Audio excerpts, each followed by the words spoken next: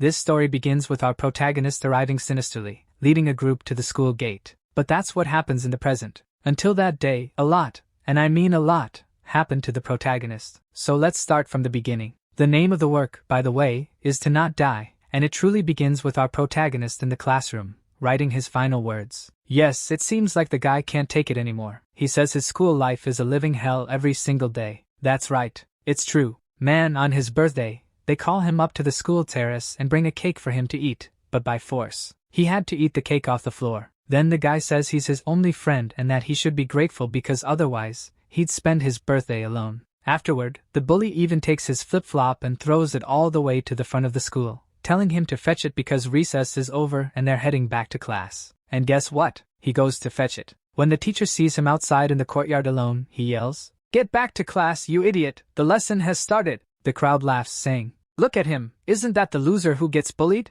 Man, look at this!" And they laugh at him, saying that if it were them, they'd have ended it already because he's a fool. They laugh like a pack of hyenas, bastards. And so, like every helpless protagonist who lacks strength, he can only beg in his mind, of course, because he doesn't have the courage to say it to their faces. "Please don't laugh at me. Don't do this to me. I can't take it anymore." So there's the protagonist, finishing his goodbye letter. Man, what you need to do in this situation is tell your parents, your teachers, someone to stop this, not write a letter. The guy even imagines how things would play out if the bully who torments him got arrested and blamed for it, how his parents and siblings would react at his funeral. Alright, but I still can't see how he becomes this powerful guy here. Then the protagonist goes home and bids his family his final goodbye. When he gets there, we notice what a disconnected family they are. His brother doesn't care about anyone and just studies during lunch. At least he's studying. His sister is the same, glued to her phone all the time, and his dad says, "Junior, get out of the way. I want to watch TV, kid." It seems like the family environment isn't great either. At that moment, there's a news report on TV about a student who took out 7 classmates the day before, all because of bullying. The reporters ask the guy, "Why did you do it?" Besides saying it was due to bullying, he claims he doesn't consider himself a murderer because the people he eliminated weren't human beings. The parents disagree, and the protagonist's father also disagrees, saying it's wrong no matter the reason. The guy had no right to do that. And then, live on air, the guy says for everyone to hear, "No matter what your problems are, nobody cares about them. You have to solve them, and taking your own life is not a solution. Don't take your life. The ones who deserve to go are those people." The guy says, "Do you feel betrayed, hopeless? Do you want to take your own life? Know that the ones who deserve to lose their lives are those people." And this hits the protagonist right in the face. It's like the guy is talking directly to him through the TV. His dad says it's nonsense, but Junior, in his mind, applauds the idea. Look at the idea the guy just gave him. Alright, nothing. Tell your parents, kid. But that's not what he does. So, he goes to his room, alone, to think about it. He wonders, is this the only way I can survive? But no, he's a coward. Especially because if he does that, he'll end up in jail, and his life will be over anyway, as he'll go to prison. Hear that, folks? Prison. Still, the guy says it's better to train. So he grabs a screwdriver in his room and starts practicing on his pillow, imagining what he'd do to the bully. Yep, our protagonist is clearly losing it. I can already see that powerful guy from the beginning of the story, but I'm not liking this path at all. So, the next day, there's our protagonist, Junior, sitting in class, wondering if he'll have the guts. He thinks that maybe the guy who keeps provoking him, might decide to forget about him and stop doing anything. He has nothing he can do. The guy walks up and slaps him on the head, asking if he's ready for another day of fun. The guy promises that today is going to be a very fun day, that they will do many things together,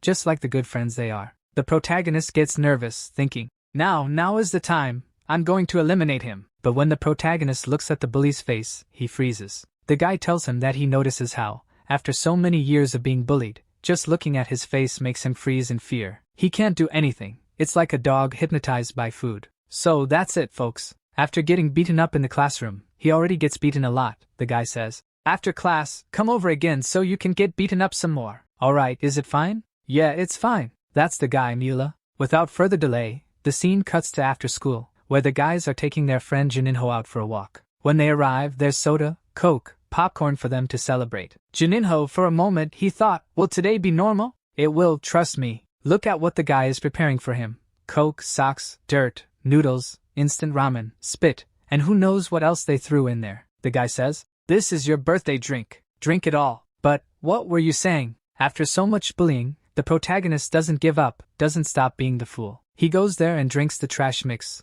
and the guy vomits. The bully tells him, "If you throw up, we'll make more, and you'll have to drink it until you can keep it down without throwing up." And of course, he can't. They empty the stock of liquor, ramen, and coke. Then, the friend tells the others to buy more, as they'll make even more for him. Only after they leave does the protagonist decide to try to escape. He runs away from the bully, but then, our protagonist is weak. He can't do anything, not even run, and he's also feeling sick, right? The guy catches him and beats him up again, as usual, and tells him there's no escape. Today, tomorrow, always, he will always get beaten up by the gang, and it will only get worse. He grabs the protagonist by the hair and drags him back to where they were. The protagonist remembers that he can't do anything when looking at the bully's face, but from behind, it's different. So he sees an opportunity coming, a four-wheeler. The protagonist doesn't think twice and pushes the guy in front of the vehicle. Bam! There was an impact there. Whoa, damn! After what he did, the protagonist leaves in a frenzy because he did something worse than what his bullies ever did to him. But then, would that count as self-defense? The protagonist thinks that night, he might end up being killed by the gang, whether it was deserved or not. Even though he doesn't feel guilty about what he did, he knows that sooner or later, people will find out the truth, and it will end badly for him. He even imagines himself arriving at school with the police waiting for him. When he gets to the classroom, the protagonist sees that the bully isn't there. Then the teacher informs the class that the student Lee Doyen was involved in a traffic accident and is in a coma. What? He's alive? The protagonist is already in shock, knowing that at some point, the truth will come out. But the teacher explains that, according to the police, the bully supposedly had an accident, or threw himself in front of the truck on his own. Whoa, so does that mean the protagonist is going to get away with it? It seems so, and for the first time, the protagonist has a normal day at school, without being beaten or insulted. During break time, he doesn't even know what to do because that's usually the time of day when he gets beaten the most. Overwhelmed with happiness, Juninho even cries with joy. While he's crying, one of his classmates asks if he wasn't the one who pushed the guy in front of the truck. But the classmate's friend pulls him away and says he's losing it. Don't listen to him. Are you an idiot? Do you think that coward would have the guts? You're scared. So the day passes peacefully, and the protagonist feels increasingly relieved as the dust settles, and nothing comes of it. Juninho, they're calling you to the teacher's office. Now I'm in trouble, he thinks. And it wasn't a mistake. The boy arrives at the office and is immediately arrested for attempted murder. The boy's teacher is in shock and says that this isn't possible because a useless student like this one wouldn't have the courage to do something like that. But in the modern world, where cameras are everywhere, the protagonist was caught on tape. With no way out, they arrest the protagonist. They even take him to visit the boy he put in a coma. The boy's mother is furious with Juninho. What did you do to my son? Sure, but what did her son do to Juninho? Actually, the craziest part is that everyone knew the bully had been tormenting the protagonist. That's why the protagonist doesn't get a long prison sentence. He only gets 2 years of probation. But the consequences don't stop there. At school, the protagonist is expelled without even having the chance to defend himself, and the devils, his classmates, just keep saying it was deserved. I'd like to see how they'd feel if they were in Juninho's place, getting beaten up. And you think it's over? When Juninho gets home, he's kicked out as well. Man, in just one day, he got arrested, expelled from school, and thrown out of his house. And to make matters worse, as soon as he's out on the street, it starts raining. That classic cliché, when you're at your lowest, it starts raining out of nowhere to make everything even worse. But at least, it can't get worse than this, right? Right. Then look who's there. The bully's friends are there to settle scores with Juninho. Just because he was expelled doesn't mean the bullying will stop, right? And they start beating him up right away. They beat Juninho so badly that it even stops raining. The bully has the audacity to say to him, "No matter how wrong Lee Doyen was, you had no right to push him in front of a truck." What? Does this guy have a sense of right and wrong? Beating up the boy all the time is okay, but pushing him in front of a truck isn't? So, as the protagonist is being beaten, he starts thinking, how many times has this guy made me think about taking my own life, while being punched and kicked, smashed? Man, this guy has taken more hits than a UFC fighter, for sure. The situation becomes so extreme that the protagonist starts getting angry while he's being beaten. They're the bastards. They're the ones responsible for all this. Everything that happened is their fault. While the protagonist tries to defend himself as best he can, guess what he does next? He picks up a brick and hits the bully. And not just once, twice, 3 times, smashing the brick into him. The bully doesn't get up again. At that moment, our protagonist, Juninho, finally decides to fight back and stop taking it silently. But 5 against 1? No way. Maybe if it were a different kind of 5 against 1, he might win. The beating was already ugly when the group of bullies started going way too far. They were nearly about to make the protagonist lose an eye. Man, I was getting scared by this. The level of these fights isn't healthy anymore. But luckily, put some luck in that, a guy shows up holding instant noodles, asking what the group is doing at his house. Wait, I didn't get it. Is this a prank? Are you a homeless guy by any chance? Yeah, I am. It's not a prank. And by the way, that brick over there was my pillow, and you've covered it in blood. Okay, man, but if you don't leave, I'll break your face. So, what's it gonna be? Alright, I'll leave. Bye. See, folks, that's how it's done. And then, bam, a kick straight to the bully's mouth, almost knocking his head off. The guy starts crushing the bully barehanded, using tactics like throwing sand in his eyes and then punching him to clean it out. When another guy comes at him with a club, he dodges and knees him in the stomach. Then he throws the bully onto another one. Tell me, how many fingers am I holding up? Man, after humiliating 3 of them without breaking a sweat, the 4th guy still has the guts to go after him. But then, the noodles guy tells him to hold on. He asks the bully if he really wants to test his luck against him while holding this. At that moment I think, that must be a knife hidden in the newspaper. Then noodles guy throws the knife, which turns out to be his chopsticks. Gotcha, huh? And he still smashes him with a blow to the face. The protagonist, Juninho, still trembling with fear, just watches in awe at how strong the guy is, beating them up as if he's playing around. Afterward, he starts tapping the bullies' noses with his fingers. After taking so many hits, Noodles guy lets the bullies go, and the protagonist goes to thank him for saving his life. But to our surprise, the guy says no. He actually does live here, and those guys were trespassing on his house. In disbelief, the protagonist thinks, so the guy really is a homeless person. Now that the protagonist has learned to go after his goals, he approaches the guy and asks him to teach him how to fight like he does. The guy responds by slapping his hand away and asking if he's crazy or if he also wants to get beaten up. The guy is angry, but then again, who wouldn't be after losing their dinner and being left hungry? But then Juninho says he'll buy him some instant ramen and pleads, "Please don't hit me too." The guy agrees. Later, at the convenience store, while the guy eats, Juninho starts sharing his sad story. Let me guess. Juninho tells a sad story. The guy gets moved and teaches Juninho how to fight. The guy admits Juninho's story is really sad. He gets beaten up every day, has been kicked out of his house and school. But even so, the guy says his own story is even sadder. Regardless, he refuses to teach the protagonist how to fight. Thanks for the ramen though, Juninho begs, but the guy keeps saying no, that it doesn't matter. He tells Juninho he's just a spoiled kid, raised in a bubble, and that he'd never adapt to life on the streets. So, there's no point in even trying to learn how to fight. Juninho, however, insists, "But I've already been kicked out of my house. If I don't learn to fight, I'm going to get taken out. Will you teach me?" "Absolutely not." The guy says he won't teach him, and tells him not to follow him. But with no other choice, since he needs to survive on the streets, the protagonist decides to follow the guy anyway to watch what he does and try to learn how to be strong by imitating him, because the guy is strong. So Juninho decides to copy everything the guy does. When the protagonist sees the guy taking clothes from a donation bin, he imitates him, but it doesn't work out. Later, the protagonist sees the guy going to a park and eating cat food, so he decides to copy that too. "Idiot, stop eating the cat food." Later, he sees the guy sleeping during the day on the playground at the park. Yeah, that makes no sense at all. Juninho realizes that the guy is simply a homeless person, living as best he can. So, following and imitating him isn't going to lead to any results. The protagonist begins to lose hope, until he sees the guy needing to fight during the day. He watches as the guy beats up a group of people when necessary. Then, he starts to believe again that this guy might be his salvation. After following him all day, the guy notices and says he's changed his mind. He'll teach the protagonist how to fight, but on one condition. "Let's go over there, in the dark corner, so you can do me a little favor." Juninho, suspicious, asks if it's a joke. The guy with the piercing says that over there is one of the guys who was beating up Juninho yesterday, one of the guys he taught a lesson to.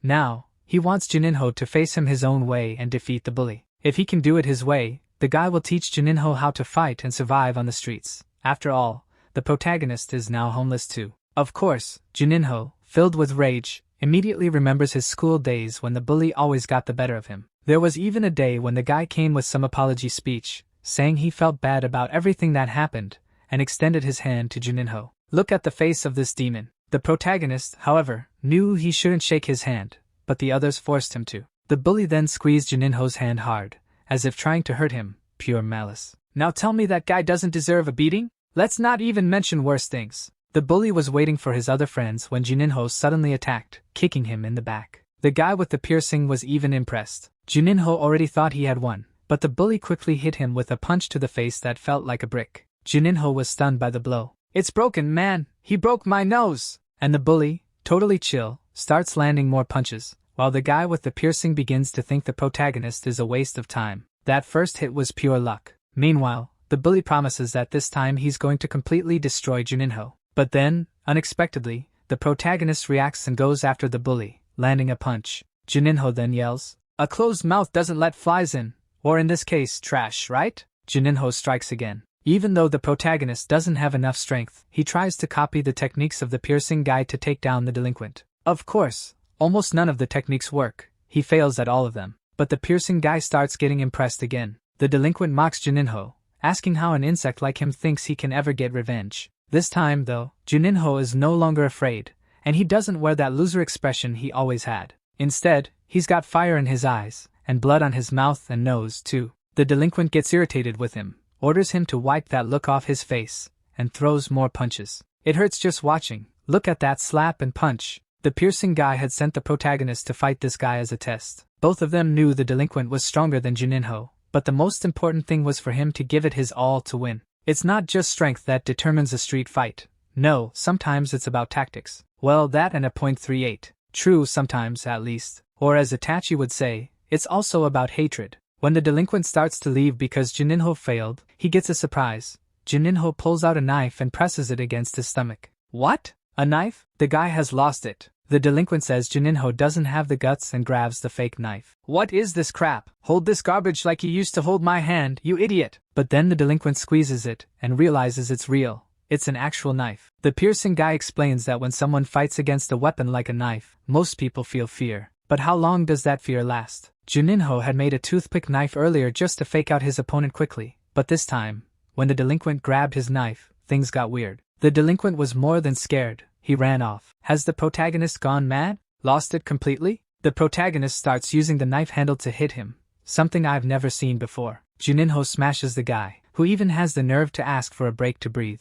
"Oh, you want to breathe? Then breathe this, you son of a..." The protagonist begins to vent as he beats him, recalling everything the guy and his crew did to him. He gets emotional. Once, he was the one begging to be spared. Now, it's the delinquent's turn. Juninho gets even more emotional. But then he makes the mistake of lowering his guard in front of the guy. "No, man!" The piercing guy and heck, everyone watching, agree that Juninho was an idiot. Now, with all the rage in the world, the delinquent decides to show Juninho how it's done. He grabs the knife and stabs Juninho in the leg. Except, it's a ruler. Yes, it was a ruler. But honestly, even though it was just a ruler, it probably hurt like hell. The delinquent was fooled. Juninho even mocks him, saying that if he was scared of a ruler, then he's the real coward here. Now I get it. I understand. The protagonist used something that looked like a knife to trick the guy. Meanwhile, the delinquent goes berserk and starts pounding Juninho in the face with his fists. But then, as calm as can be, the piercing guy throws a yogurt bottle at the delinquent's head. Without thinking twice, the delinquent charges at him. The piercing guy even gives him space to gain momentum before landing a perfect left kick to the delinquent's stomach. He tells the protagonist that,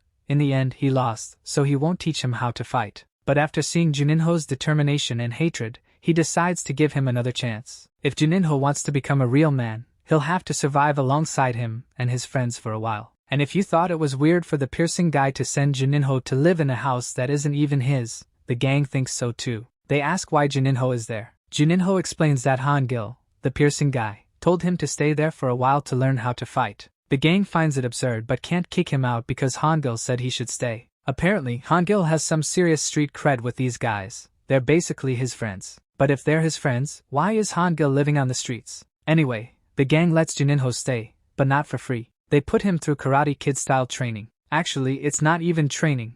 It's just payment for living there. And it's fair, right? Dog food is expensive, after all. Not mocking here. I know it says Cantuna. After a few days working as a helper, the protagonist, coming back from the market in the gang's neighborhood, gets noticed by one of the guys. The guy immediately sees him as a target and tries to mess with him, saying the kid looked at his girl and that he's in trouble. No way, who would look at a girl like that, man? Only to laugh at her face, not to mention the guy himself, ugly as hell. What a joke. The protagonist is like a magnet for trouble. Juninho also remembers that if he wants to survive, he's going to have to man up, and now is the time. So, as the guy is about to slap him, the protagonist gets ready to fight back. The guy is surprised, but not because of the protagonist, because of the guy behind him. The newcomer asks what he's doing with his helper. Not really caring, he just pushes past the guy, grabs the protagonist, and says, "Let's go." But just that shoulder bump seems to break the other guy's nose, or at least it looked like it did. The guy is furious, but his friends tell him not to do anything.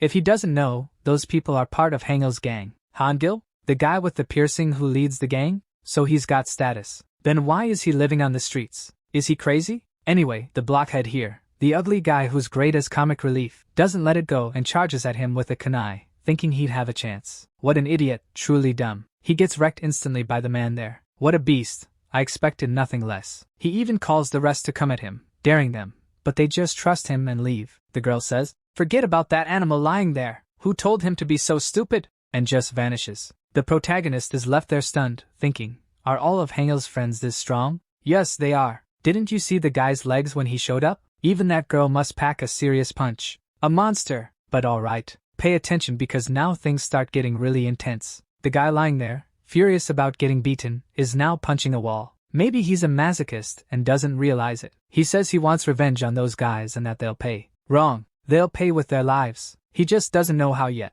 Then a mysterious man shows up, asking if he wants to take them out. He knows how and can help. They don't even show the name of this guy. Just cuts to a few days later. The ugly one is sneaking around at night with a gas tank, pumping gas into the gang's house. What rage that kid has. And look at the chaos. Everyone's asleep. Lucky for them, the protagonist wakes up in the middle of the night to use the bathroom and smells the gas as he steps out of the laundry room, which is his bedroom. The guys sleeping there are already passed out from the gas. The protagonist immediately runs to open the door, following the smell, and slams it right into the face of some punk. Of course, the delinquent flees instantly. Seeing the guy run off, the protagonist first thinks, because he's not dumb, to pull everyone out of the room to save them from the gas. Once everyone's safe, now he's ready to go after the guy and prove his worth. But I'm thinking to myself, as much as the protagonist tries, he doesn't know how to fight. This is going to end badly for him. That guy is nuts. Then comes the magic of the flashback. While staying with the somewhat decent gangsters,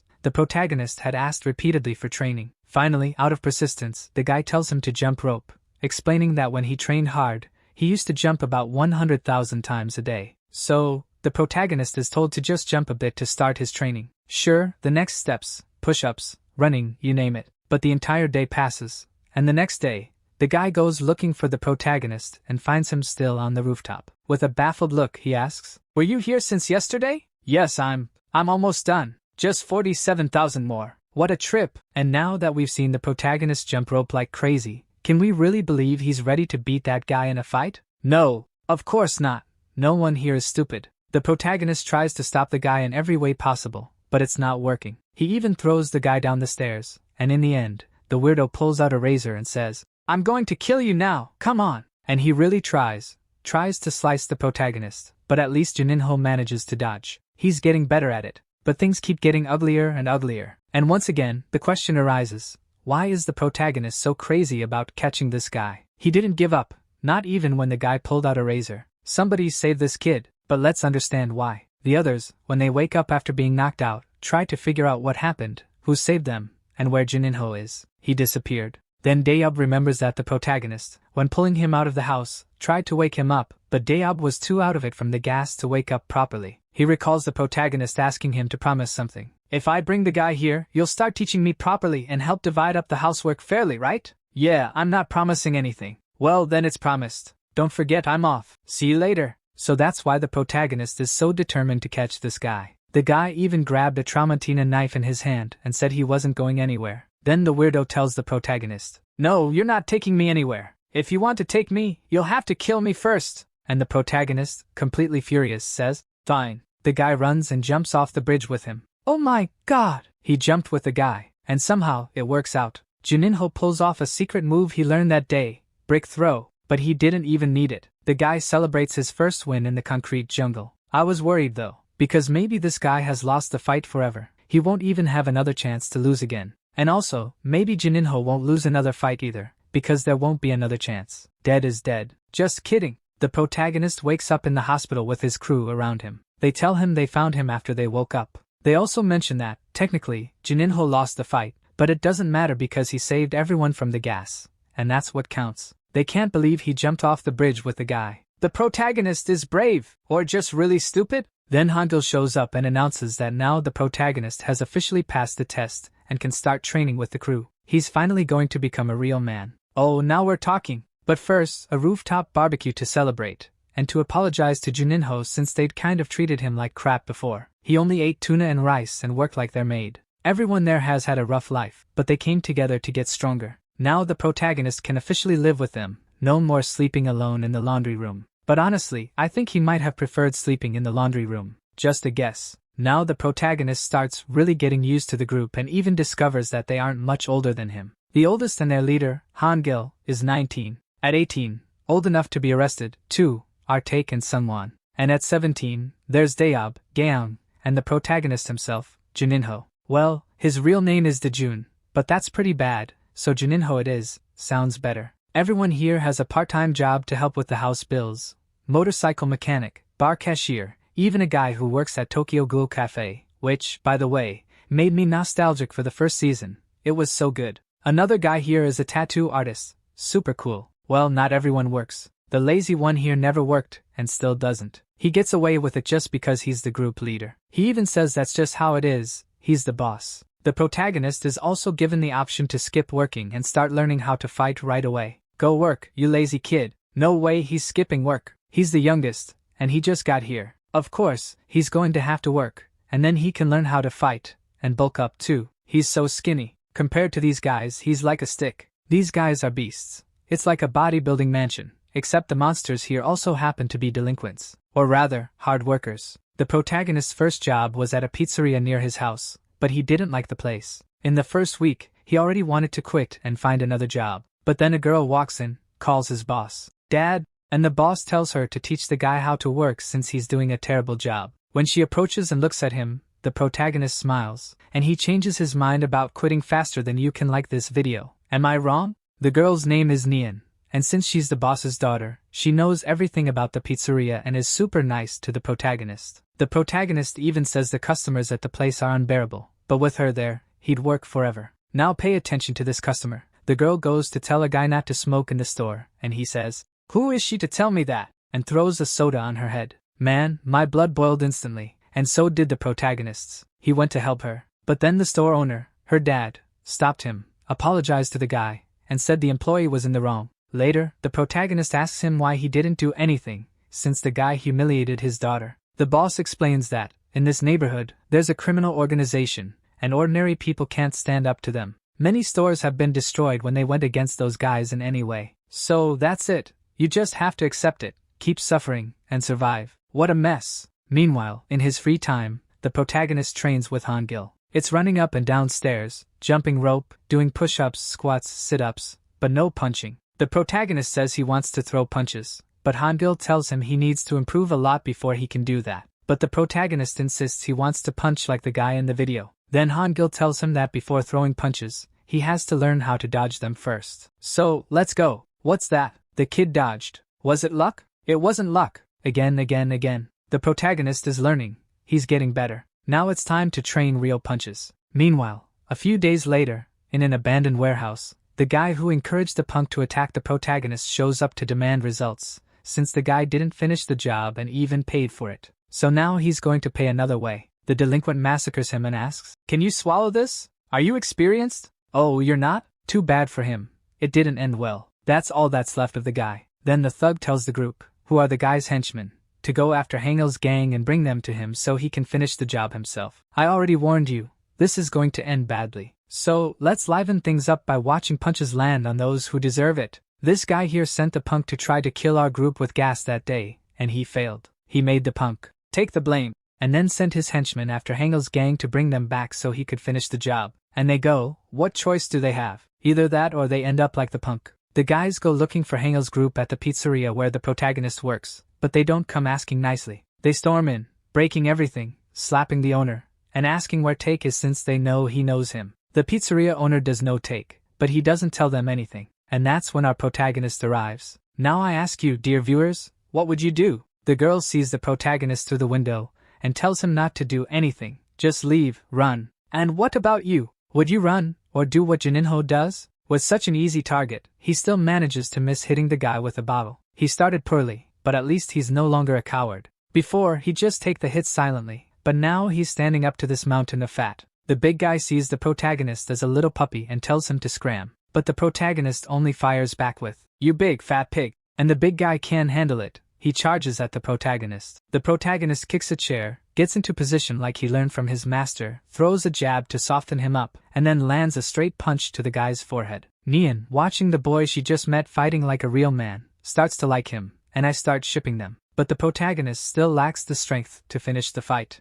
The guy gets up as if nothing happened and tries to hit the protagonist in every possible way. I don't know if it's because the guy is way too slow, and you all know why, or because the protagonist has become really good at dodging now. The protagonist dodges and punches the guy in the face until he's out of breath, but the mountain of fat is still standing. Now, the protagonist is cornered in the room. One punch from that walking wardrobe, and I'd be out cold, but at least the protagonist hasn't lost any teeth yet, so that's something. It's bad, but it could be worse. Oh wait, it did get worse. Would the fight end there with Juninho's defeat, or something even worse? I'm dying over here. At that moment, Nian tries to help him escape from the guy, but she gets slapped in the ear too. Oh man, I hate this guy so much. But remember Hangel's teachings. In a street fight, anything goes. Spit in your enemy's eye to blind them. The guy comes back swinging with more punches to the mouth, but the protagonist's weak punches don't hurt him. So, he grabs something hard and starts hitting. Take that, take that, take that. The protagonist smashes the guy with a bottle. He gets so psychotic that even after knocking the guy out, he keeps going, totally losing it. Nian has to tell him, "It's over, man. Calm down, take it easy." At first I thought, well, it wasn't bad. It was actually pretty good. But then again, it's never good. The protagonist is completely wrecked after the fight, and then the guy's friends show up looking for him and see the whole scene. Oh man, even all beaten up, the protagonist doesn't show fear. He tells them to come on because he'll take them all down too. Oh wow, I don't know. I think he might actually beat them. But just then, Take shows up. Man, these guys thought they'd catch him alone. Take arrives and greets each of them with a punch to the mouth. He says the protagonist has already pushed himself enough, now he'll take over. He just asks which one of them wants to sleep forever first, and it's all slaps, punches, and monster-level kicks. In less than 10 seconds, all the guys are lying on the floor, completely wrecked. Damn boy, the protagonist is left speechless. I'm speechless. You're speechless too. Take asks them who sent them here, threatening more punches if they don't talk. One of them spills everything, saying it was He Guang. Is that everything you've got to say? And then Take says, good, now go see if there's bread over there, landing another punch. Totally deserved. Let's break down the situation. Take explains to the protagonist, and to us, that this gang has wiped out all the local mobsters and wants to take over the entire area. Even the police have given up on this neighborhood, and the leader of this gang is Chun Kiwoong. The guy is like Negan from The Walking Dead, swinging around his crazy bat. Take says he and his crew already suspected this gang was the one who attacked them with gas, all because they blocked them from taking a piece of the neighborhood. He also tells the pizza shop owner that he tried his best to keep him out of their personal problems, but it looks like it didn't work out. Now the situation seems even worse. What if the pizza shop catches fire too? And poor Nian, man, she just keeps suffering in the middle of this mess. Meanwhile, Dayob is on the phone with Take, trying to get updates on what happened. Then he sees another fight breaking out somewhere else. A gang is shaking down an old woman's shop because she didn't pay her full taxes to the thugs. Now she really won't pay. Her shop is ruined. Of course, Dayob doesn't let it slide. He steps in to see what's going on. And, as expected, he beats the crap out of the guys, especially after realizing they're part of the same gang led by Negan. Speaking of the devil, what a coward. Negan hits Dayob from behind, right on the head, and shows up with his full crew. Now things have gotten messy again. This guy is unbelievably cowardly. When the protagonist and Take get home to tell everyone about the chaos that just unfolded, a girl in the house starts yelling at them. In their house, not mine, but it could have been. She points her finger at the guys and tells them they're all crazy and need to leave the neighborhood right now. She says there's no way they can take on these people, but Take refuses to back down. Why not? The pizza there is so good. If they close the shop, what are we gonna do? Are you kidding me? Is this some kind of joke? She asks if he has air in his head, but another guy agrees with him. And I agree. Facts are facts, no arguments there. Nothing beats a good pizza, and an ice-cold Coke too. After being defeated by logic, the protagonist asks, "Where's Dayob? At this hour? The guy should already be here." And right then, everyone's phones buzz at the same time. The thugs send a picture of Dayob tied up and beaten to a pulp, saying that if they don't come to the abandoned factory in the woods tonight, he's done for. On the way to the scene, the group stops and asks the protagonist if he really wants to go into this fight. They tell him he doesn't have to, and honestly, he might just get in the way. But he's going.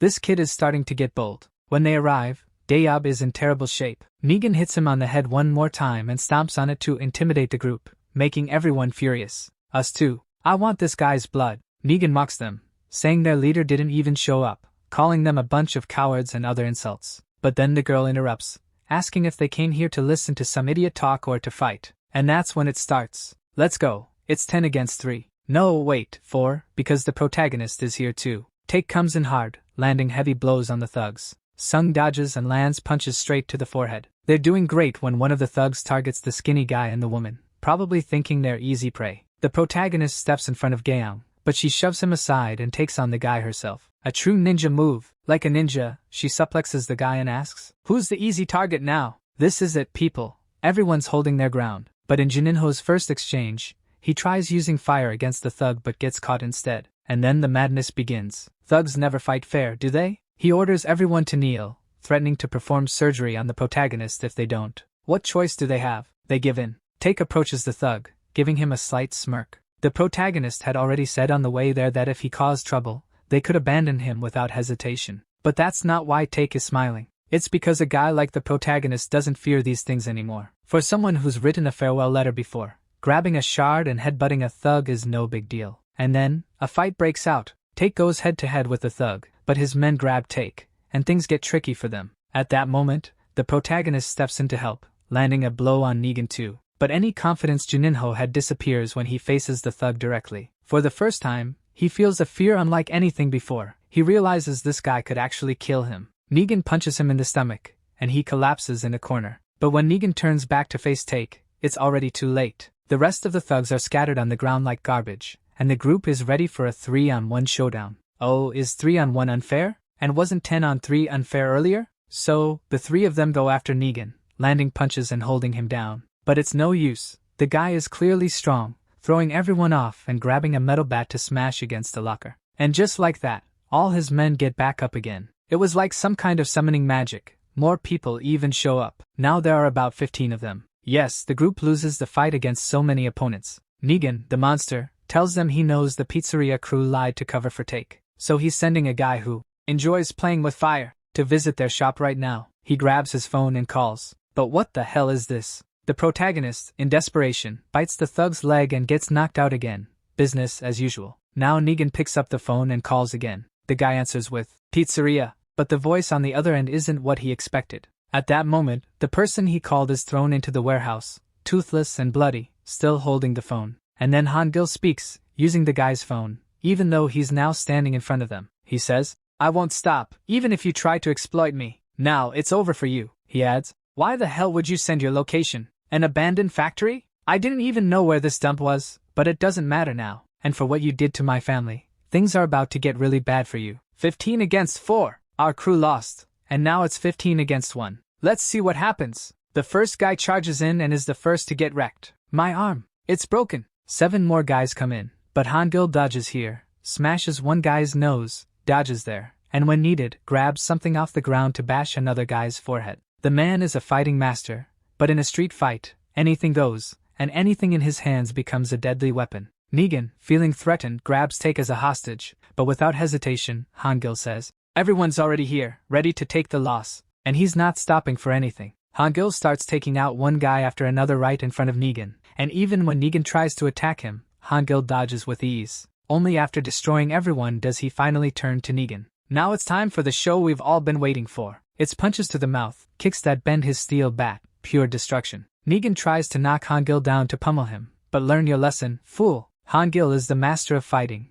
knowing how to use anything and every situation to his advantage. And the key point, Hangil doesn't hesitate. This guy isn't just talk, he breaks the guy's arm on the spot, and now fear sets in. Then Hangil says that the arsonist confessed it was Negan's gang that sent the gas guy to his house. And now, he's about to set fire to something, lighting up Negan's thoughts to teach him some manners. Help, things just got good, right? We saw Negan's gang try to wipe out Hangil's crew and beat everyone up. But when the real boss showed up, Negan learned not to play with fire. Literally, he got the worst beating of his life, earned himself a nasty tattoo, and with some luck, died after our crew left. Hopefully, everyone who got beaten up ended up in the hospital, and the bill wasn't cheap. But the cool part, the pizza shop owner covered the bill for our crew. A few days later, everything in the neighborhood was back to normal. The crazy mercenaries were gone, the neighborhood was calm, and the pizza shop was doing fine too. The only difference now is that our crew has the reputation of being the toughest in the neighborhood after taking down those guys. They're closer than ever, like a real family. Nothing but good vibes for Juninho. But at Juninho's job, he accidentally spots Nian hiding, almost in tears. When he tries to talk to her, she brushes it off and, surprisingly, casually asks him out after school. Well, it was bad, but now it's good. Look at this. Things are looking up for our protagonist. That's what I'm talking about. The next day, there he is, our boy, all dressed up and nervous, waiting for her outside the school. Look at that progress. Waiting for the girl outside school is the best way to get everyone's attention. Soon enough, he'll have all the girls after him. He even dressed up to impress. But honestly, it was pure luck because if Dayob hadn't stopped him on his way out of the house and told him to dress properly for the date, he'd have shown up looking like a total idiot. Fortunately, it all worked out, and there he is. When he sees his girl still inside the school, surrounded by other guys, her reaction makes it obvious, and he realizes it too. She's being bullied. That's why she's been so upset at work. Man, this makes me so angry. 3 grown men picking on one person. Come pick on me instead. What's wrong with you? It'd be nothing but punches to their heads. Or maybe not. I might just run away. Who knows? But it's not me. When one of the guys is about to cross the line with his wandering hands, the protagonist steps in to set things straight, asking the guy if he's ever been beaten up by a loser before. What do you mean, Juninho? You're no loser. You're winning. The group doesn't take Juninho seriously. They just laugh at him. And, as usual, they slap him in the face. The guy grabs the girl and pulls her away, just like that. But what's going on here? Look at this pest. A scumbag who calls me Danga deserves to get hit in the face like that. The protagonist lands a punch on the thug's nose to teach him a lesson, and sauce starts dripping from it immediately. The protagonist might not be the strongest in the group yet, but he's got courage to spare. He trades punches with the guy for a moment but comes out worse, taking a hit to the chin that nearly knocks him out. Yet he doesn't give up. He gets up and stands his ground again. Impressive. The crowd around them comments that Juninho is dumb. How could he mess with a guy who used to be a boxer? He's done for. Big deal. If he's an ex-boxer, it's because he couldn't cut it. He's useless. Let's see the protagonist smash a brick on this guy's head too. But the fight doesn't go any further because the kids are still in school. As the commotion starts drawing attention, people begin recording. The thug decides to leave, realizing that a fight could get him into trouble at school. But he walks away angry, looking back to warn the protagonist that he's on his radar now. It's the other way around, idiot. After this chaos, the group heads to their meeting spot, but the mood is far from good.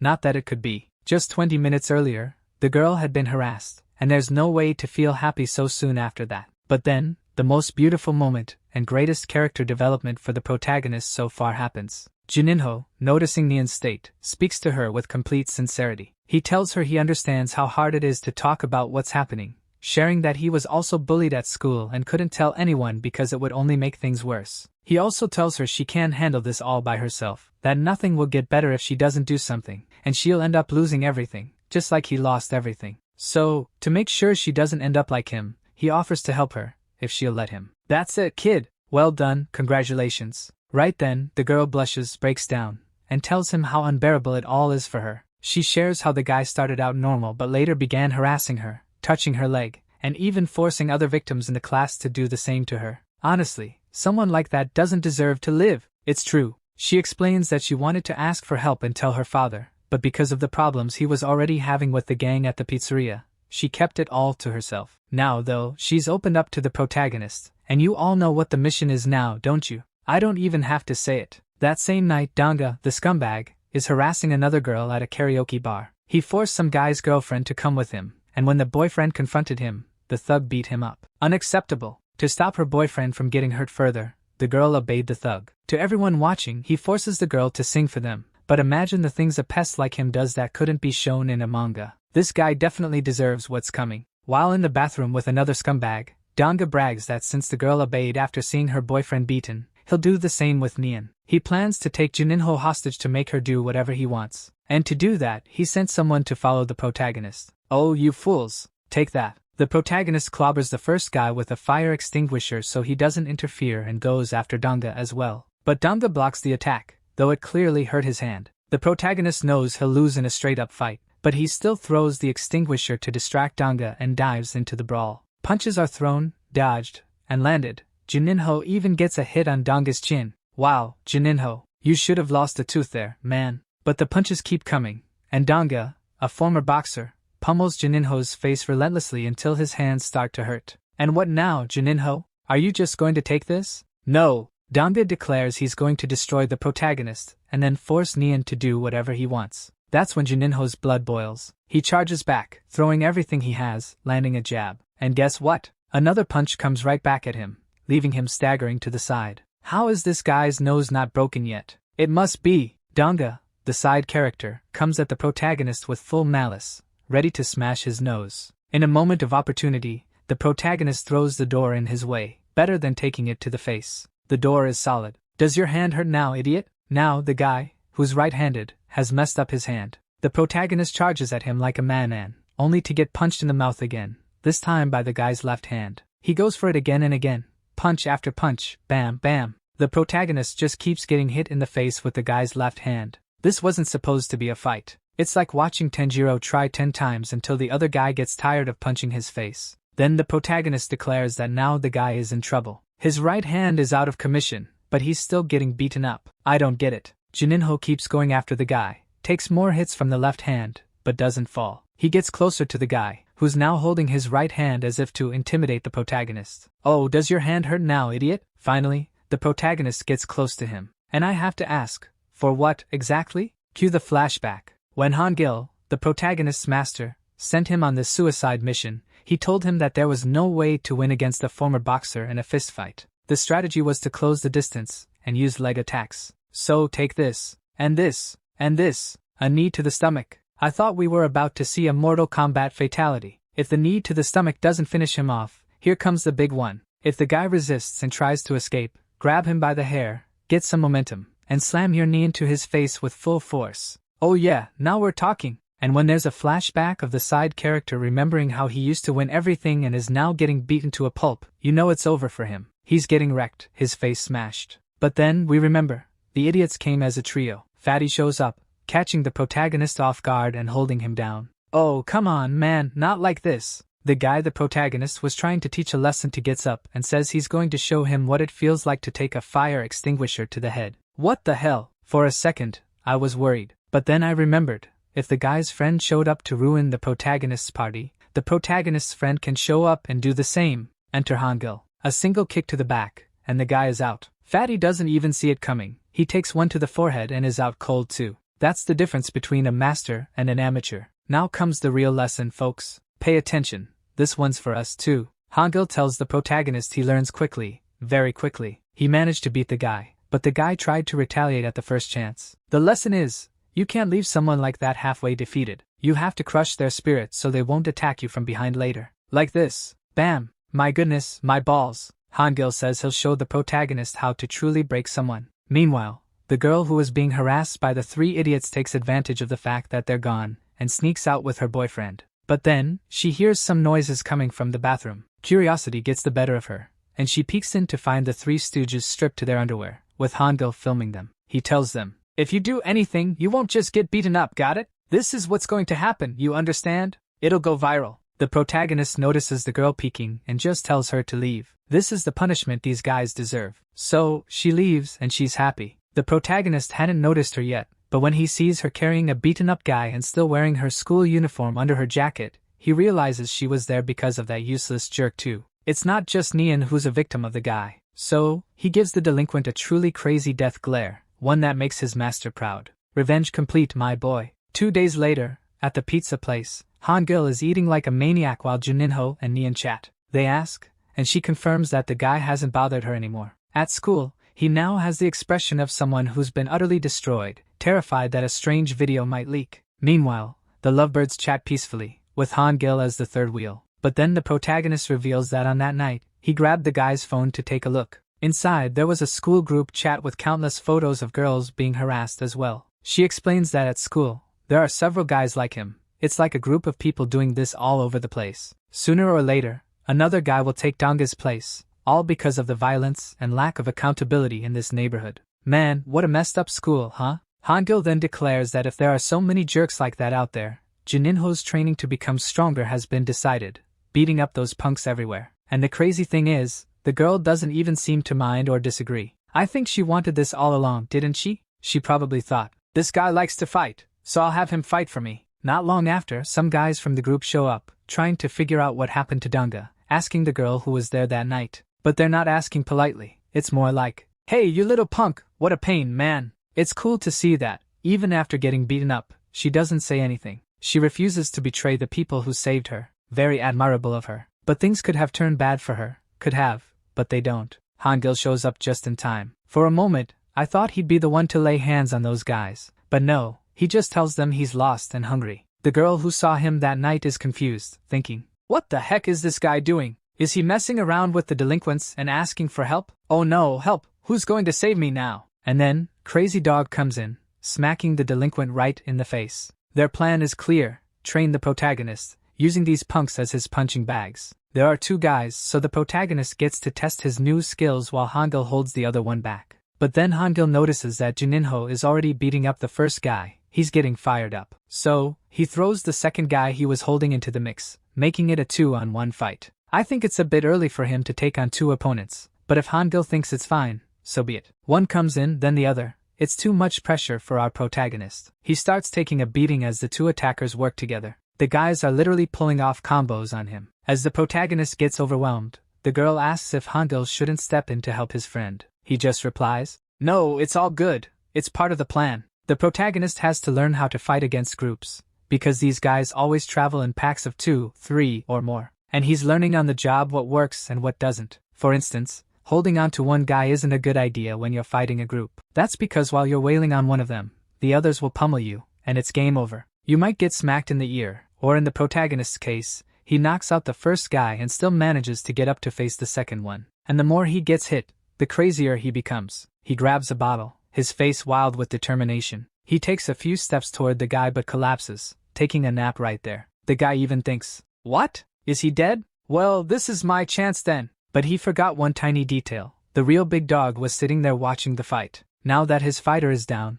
Hangul gives the guy one option. Leave peacefully, or you're dying here. Obviously, too obvious. The guy leaves. Honestly, I think he got off easy. If you're a background character in this story, take this as a lesson. Stay far away from trouble, because the chances of getting wrecked are sky high. The guy leaves, dragging his friend along. Hangul picks up the unconscious protagonist and takes him away, leaving the girl baffled by what she just witnessed. These guys show up, throw the punk into a fight with the skinny kid, and when the skinny kid gets knocked out, they just pack up and leave, taking him with them. They didn't even ask if I was okay. Seriously? Yes, seriously. Back home, the protagonist gets patched up by the healer. Just slap a band-aid on him, and his health bar fills up completely. I'm not complaining, because if this were realistic, the protagonist would have died the first time he got beat up. So it's fine. Master Hangul says he's improving but still needs to learn how to handle groups. They'll always come in groups, so more training. The next night there are 4 thugs, who look like adults, extorting a nerd at school. And here comes our crazy dog, ready to bite. As soon as the owner points and says, get him, the pit bull charges in, eager for the fight. Actually, it's still a tiny dog, like a pinscher, but it'll do because today is the day to test new techniques. The first one is the hook. Done with proper form, it's deadly. If you land it right on the chin, no one stays standing. So you approach the guys calmly, and bam, right in the mouth. The first one didn't even see it coming and drops. Who would have thought? That kid knocking guys out, man. Another lesson is that if they're in a group, you have to destabilize them and make them think you're too strong to fight. Make them believe they'll lose if they come at you. You can't show fear in front of them. The protagonist lands a hit on the second guy, but this one isn't caught off guard, and it doesn't work. The plan falls apart, and now he's getting beaten by all 3 of them. It's a disaster, but there's a plan for situations like this. Master Hangul, sensei, what do I do now? Well, if things get to this point, there's a secret, highly elaborate technique for this. It involves preparing yourself and running like crazy. Run, boy. What? He actually runs, but as he's running, we start to understand the real strategy. What's the deal? The goal is to flee and separate the guys so you can pick them off one by one. At the right moment you stop, catch one of them off guard, and bam, down goes the second one. That was easy. Now only 2 are left. He keeps running and running, then stops to try and take down the third guy. Things are going great, but unlike the others, this one knows leg fighting tricks. The protagonist is caught off guard and gets wrecked by the guy, taking hits to the face until the guy finishes him off. Then, the third guy pulls out his phone to text the others, letting them know he's caught the protagonist. And here comes the third lesson: never turn your back on your opponent, especially if he's a lunatic. The protagonist, who is already well acquainted with bricks, stones, and similar tools, smashes the guy. Why so much violence, dude? When the fourth and final guy catches up, he sees the protagonist holding what's left of the guy who was supposed to be their strongest. The protagonist just motions with his finger. Come on, face the master too, kid. What a demon! He immediately smashes the guy with a rock to scare him off, if he even had any courage left. Honestly, he didn't even need to. The guy was already broken, just seeing his friend on the ground. As for the others who were taken out, the usual move is to run. And I mean run fast, man. And they do, running as hard as they can. Luckily, the protagonist is already tired from the previous fights. But guess who he runs into? Man, Hangil. And calmly, Hangil just asks the guy if the fight is over. Where's the guy who fought him? Speak up, tell me now, no stress. But really, he's just asking. The guy, however, resorts to violence. I'm telling you, side characters never learn. Hangil responds with a punch to the face and goes off to find the protagonist calmly. Man, side characters are just trained to get beaten up, aren't they? The protagonist, Juninho, even though he let one guy escape, gets promoted from cadet to soldier. Folks, I feel like a beast. The guys the protagonist has been wrecking. First, the ones who ended up in their underwear. Then, the 4 from yesterday. They're all part of the gang at Dairen High, led by Hwang Sehyun from the second year and Kim Dongji, also from the second year. These guys are bad news. If you even look at them funny, you get kicked at school. Actually, just looking at them can get you beaten up. And this guy here, if he's a teenager, a high school student, this other one looks like a 40-year-old American soldier to me. But he's just a third-year student. I don't even know anymore. At least call him a teacher or something. The wardrobe guy is in the third year, leader of the school's athletic club, a mountain of muscles, and he knows how to fight too. But as we've learned in this story, the important thing is knowing how to fight dirty. It's crazy, man. This is worse than Veil Tudo. The wardrobe got dismantled. Now these two guys want to find the protagonist, who's ruining their gang's reputation at school. So they're plotting a plan to track him down. The protagonist, Juninho, and Nian didn't have a great time on their last date, so they're giving it another shot. But on the way, the boy sees a scene of someone being bullied. He's on a date, so it's better not to get involved. But he remembers how, in the past, he was bullied, and everything would have been different if someone had helped him. It's true that no one helped him, but he's not like that. He won't ignore it. He tells Nian that he has a stomachache. I need to use the bathroom. But is he really going to poop in the alley? The soldier arrives and takes down the two guys in the blink of an eye. Man, what a beast. He's really coming into his own. But it turns out those two guys weren't delinquents. They were athletes. And the strange-looking guy who was getting beat up, he's the sly leader of the gang. It's a trap, Bino. Now the protagonist has to fight this guy without Hangil around to back him up. But I trust the kid. Or, well, I think I trust him. Actually, I don't know, but it doesn't matter. The fight begins. Man, look at this guy's arms. What a monster. The protagonist can't even trade punches with him. It's impossible. He's not just muscular. His arms are super long, and Juninho can't even reach him. He gets beaten badly but uses some street tactics. Dirt in the face, repositioning, then goes for a knee strike. Maybe break some ribs? No chance. This guy isn't an amateur. Worse yet, he fights dirtier than the protagonist. Right in the crotch. What a nightmare. And in the end, there's no happy ending where the protagonist ends up with the girl. It's a total beatdown. When the stomachache takes too long, Nian gets worried and goes looking for him. She finds him beaten up but mostly lamenting his loss. That's because, so far, even when fighting with Hangil,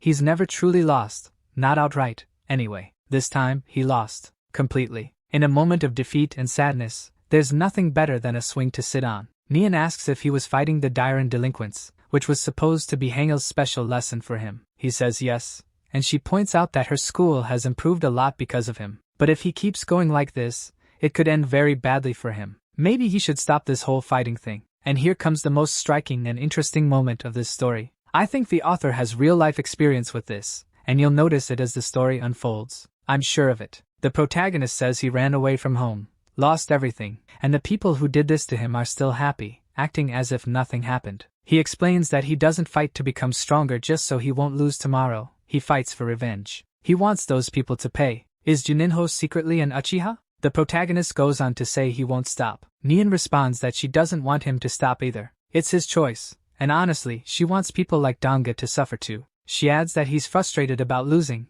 but one battle doesn't decide who wins the war. So cheer up. You can always get stronger. In fact, she tells him that if it's him, she knows he'll get stronger because he learns a lot. Man, I think these two are adorable. The girl is tough as nails, it's a perfect match. I'm hyped and emotional. Back at home, the protagonist reports to his family. Yes, family. This group is amazing, unlike anything I've seen before. The protagonist admits he got wrecked, ruined everything, and tarnished the reputation he had been building with Hangul by steamrolling opponents. It's over. The delinquent who beat him took a picture of him in that state and spread it all over the school. Now anyone from the gang who sees him on the streets has orders to beat him up. The protagonist's family responds that if someone messes with one of them, they mess with all of them. This crew impresses me. Toretto taught them well, he'd be proud. Cheers to family. It was a touching moment, but the leader speaks up. Everyone respects this guy. Sure, he's a lowlife, a scumbag, but he's got influence with everyone. He declares that no one from the family will fight. The plan was to train the protagonist with the Dairen guys, and now it'll just be slightly adjusted.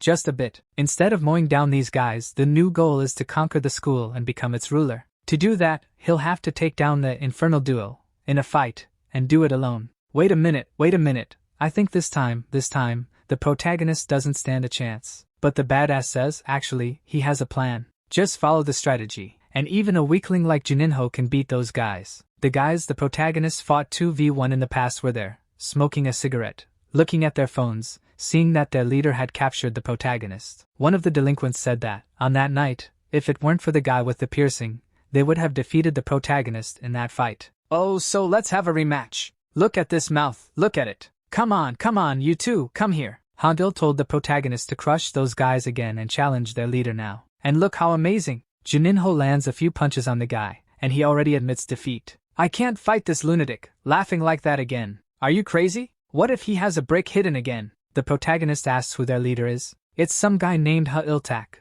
or something wild like that. But this guy doesn't go to school. Nobody has his contact info. But when he shows up, he commands everyone. Outside of this guy, though, these two here are the top dogs, leading the whole gang. So, the protagonist grabs the guy's contact to schedule a romantic meeting later. How cute are these kids? Then the protagonist texts the guy at night on WhatsApp, sending a picture of the guy he knocked out, inviting him for another duel. Just send some trash in the message, and the guy goes wild, jumps on his green motorcycle, and heads to the spot, furious. But where's Juninho? Of course, the protagonist wouldn't be there, sitting on the ground, while the gym bro tries to play Sherlock Holmes, calling the protagonist to track him down. And he finds him, but it was a trap. Still, it doesn't work out, but alright. This is the biggest challenge the protagonist will face. He's been training with the monster for weeks, training with Gaeong, the judo expert too. And mainly if there's no brick, stone, or bottle, just use your phone to hit the thug over the head, man. If it were one of those old Nokia bricks, it'd be perfect. But what can you do? Use what you have at the moment. While the fight goes on, this gang starts missing the thug. The guy whose contact the protagonist grabbed tells them about what happened earlier, that the crazy guy might be in danger because the protagonist is after him. And look at this. All these students have Kawasaki bikes. Expensive bikes, man, that's weird, right? These are adults, 30 years old, and these bums are still in school. Then all the thugs go together, looking for the guy across the city. Meanwhile, the protagonist's fight is intense. Moves I've never seen before. And now, with no advantage, the protagonist is in trouble. The fight is turning bad for him. He takes hits, and using the same moves twice doesn't work. Poor guy, he's screwed. But then comes innovation. A surprise move, thug sterilization. With that, the bug won't leave descendants on Earth. Serves him right. Damn man, that was insane. Hangul, as always, is watching the fight, analyzing Juninho's combat abilities. The guy learns everything he sees. He learns and quickly incorporates it into the fight. A talent. After a leg kick, the thug starts taking a beating, and the gangster wastes time. Time for what, man? The protagonist isn't stupid. He won't fall for that again. So the guy just grabs Juninho's legs. Alright. But why? Here comes the explanation. The guy's coming on a motorcycle, ready to run the protagonist over. My friend, the protagonist realizes instantly that if he takes that hit, he'd die on the spot. Anyone would. So the guy pulls him by his shirt, and saves him at the last second. Now another guy shows up, who seems stronger than the guy in the red shirt, and this dude is ready to fight Hangul, who's supposed to go first. But who said he needs to fight? This fight is the protagonist's, and he's going to fight those guys alone. What? At that moment, I thought, impossible. There's no way the protagonist can take on two guys, two adults, in a fistfight there, barehanded. There's no brick nearby for him to use. What's he going to do? I don't know. We saw in past fights that he has some techniques he learned. Apart from training with Hangil, we don't see much. He learned techniques to separate the guys to fight them one-on-one,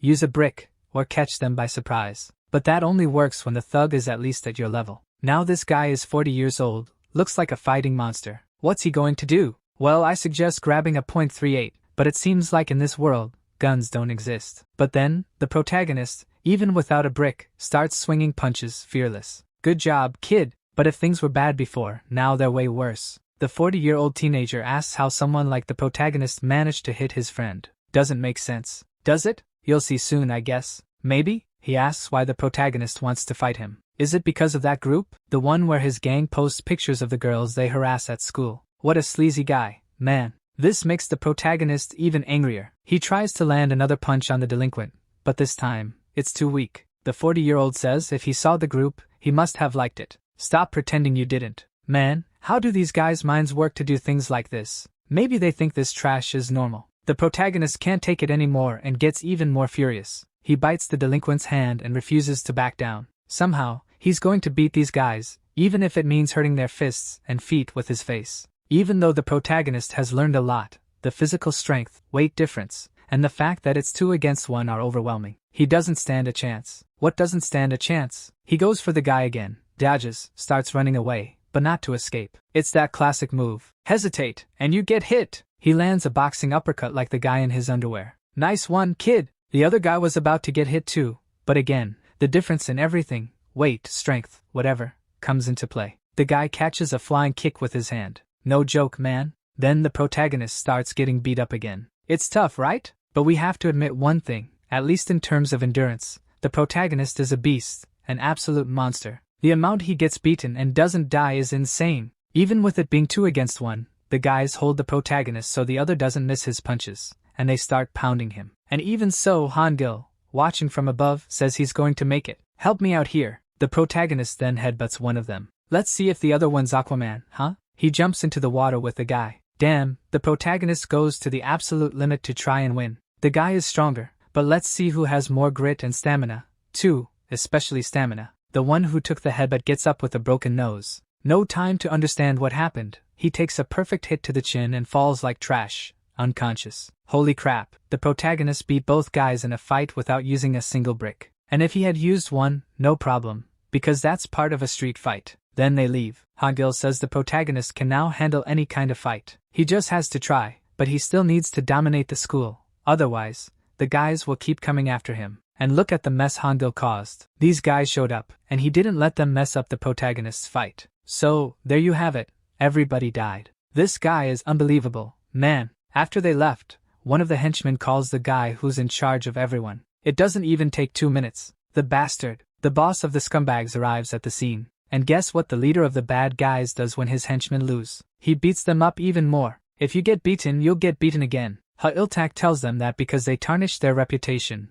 they now have to beat the one responsible for it to death in front of everyone. But this is getting a bit heavy, huh? It really is. The next afternoon, 2 thugs on a motorcycle come after the protagonist with an iron rod. And since he was distracted, luckily Dayab defends the protagonist with his arm. Man, this is going to hurt like hell, my arm. The guys run off, man. Hangil drops some knowledge on the thugs and knocks them off the motorcycle. Idiots, man, riding without helmets. Besides falling, they could have cracked their skulls. Useless fools. Seeing the 2 guys on the ground, Hangil tells the protagonist that just because he beats some of the top dogs doesn't mean they'll stop coming after him. As long as he doesn't completely crush the leader, they won't lose their courage. And that's the price you pay for not finishing a street fight properly. In other words, crushing everyone. If you're going to fight a delinquent, you have to completely destroy the guy because someone who can't walk won't get revenge. Yeah, that makes sense. And with that, the protagonist grabs the phone of the guy they knocked out and calls the leader to schedule a duel too. Just the 2 of them,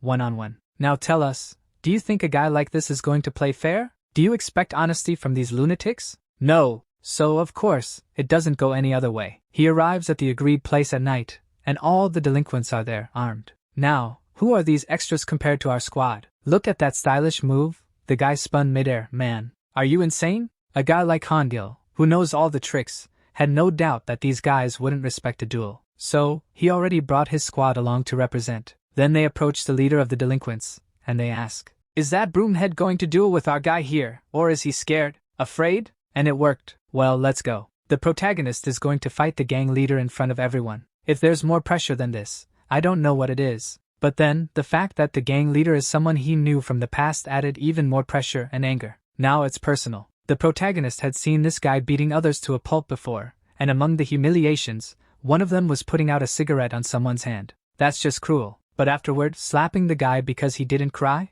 That's even worse. Then spitting on him repeatedly because he still hadn't cried. Man, now I want this guy's blood. Juninho, let's go together and take this guy down. Let's go. And even though he's scared, he charges in, but he doesn't land a single hit. He immediately starts taking a beating, and Iltak mocks him, landing kick after kick on the protagonist. Imagine if the protagonist gave the guy a knee to the crotch, huh? The fight would be over. He could do it, but that's not what happens. He almost loses his head with one kick and collapses to the ground. The guy says, "Trash will always be trash, no matter what." Gaon, worried, says he's going to die, but everyone there trusts, or has to trust, the boy. Let's just watch for real. Daeub trusts him because he saw him every single day. He never skipped training. No matter the challenge, he was there. They didn't show us this, but the protagonist does this every day, and if they interfered now, he'd never overcome his fear. The protagonist leaps at the guy, takes a hit to the ribs, but throws him to the ground. The first strike is to the face, man, and the guy is completely lost. How is this scared failure from last week doing this? A foot to the chest, the guy charges again, and the protagonist grabs him and slams him to the ground again, already starting to punch. The people watching start to doubt, as the protagonist keeps landing blows. Is this the face of someone scared? No, not at all. On one of those training days, Daeub told the protagonist that he didn't have to feel obligated to fight. He could just live peacefully with everyone. But why, man? Peace is never an option. Are you crazy? But pay attention to this. Juninho reveals that during the day with the group, he can even forget the past. But when night comes, it all floods back into his mind. Every night, he has nightmares about the guys and everything they did to him. That's why he'll do anything to win. A headbutt, again, and again, and again, to the thug. Yeah, and man, it must hurt like hell to take a headbutt like that, with your skull hitting the asphalt. The impact doesn't dissipate at all, and the guy, who seemed defeated, grabs the protagonist in a lock. The group gets worried. The thug could tear his arm off. Seriously, dude? It didn't look like that to me. Both of them know it's dangerous, but interfering would mean the protagonist lost, and that can happen. When the guy tightens the lock, the protagonist pulls off a sinister reversal and breaks free. Damn, you should have said you taught him that. I was already worried here. Me? I never taught him that, no way. I don't even know that move. The protagonist doesn't stop. He climbs on top of the guy and keeps landing punches. The delinquents' goons step in to disrupt the fight. It's not even a fight anymore, it's a massacre. But now, let's see which group is stronger, if it's about stepping in to help. Those guys jumped in because they thought Iltak was going to lose. Then he kicks the guys himself, and says they shouldn't interfere. You're crazy if you really thought I was going to lose to a guy like this. No.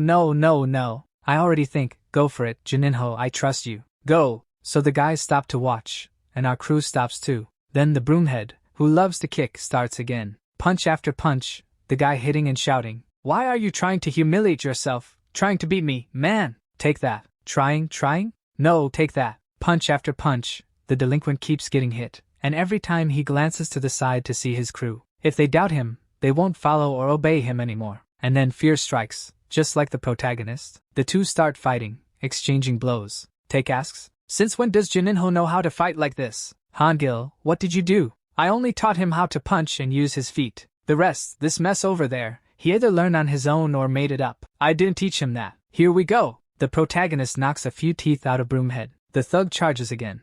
The protagonist takes a step, dodges, and lands a forehead strike, followed by a 1-2-3 combo. After taking so many hits to the head, Broomhead takes an uppercut that, if it were me, would have killed me on the spot. Broomhead is eliminated. The protagonist's hands are shaking as much as he punched, and they should probably be broken too. And the guys who saw their leader lose still say they have a chance because they outnumber him. But when they see Hangil there, they admit, yeah, no, we can't. Hangil seizes the moment to say, yeah, it really won't work, but it's because of this mad dog here. You should be scared of this guy. Go on, put fear in them now. Go. And you idiots, who's brave enough to face the boss? Come on. But I'm warning you now. If you do, I guarantee you'll lose 3 or 4 teeth. Got it. Run. It's the devil. He may have taken a lot of hits to get here, but now this is the new protagonist, the extra exterminator of the tough ones. He went from weakling to beater, all thanks to vengeance. Very bold, but now he's also started playing League of Legends. So, I don't know anymore. I support vengeance, but only when it has a noble purpose, a good cause. Right. No, we all know the protagonist's goal is to destroy all the guys who tormented him and to become strong enough never to be beaten like that again. The protagonist beat all the leaders, the school's gang of thugs who targeted the girl he likes.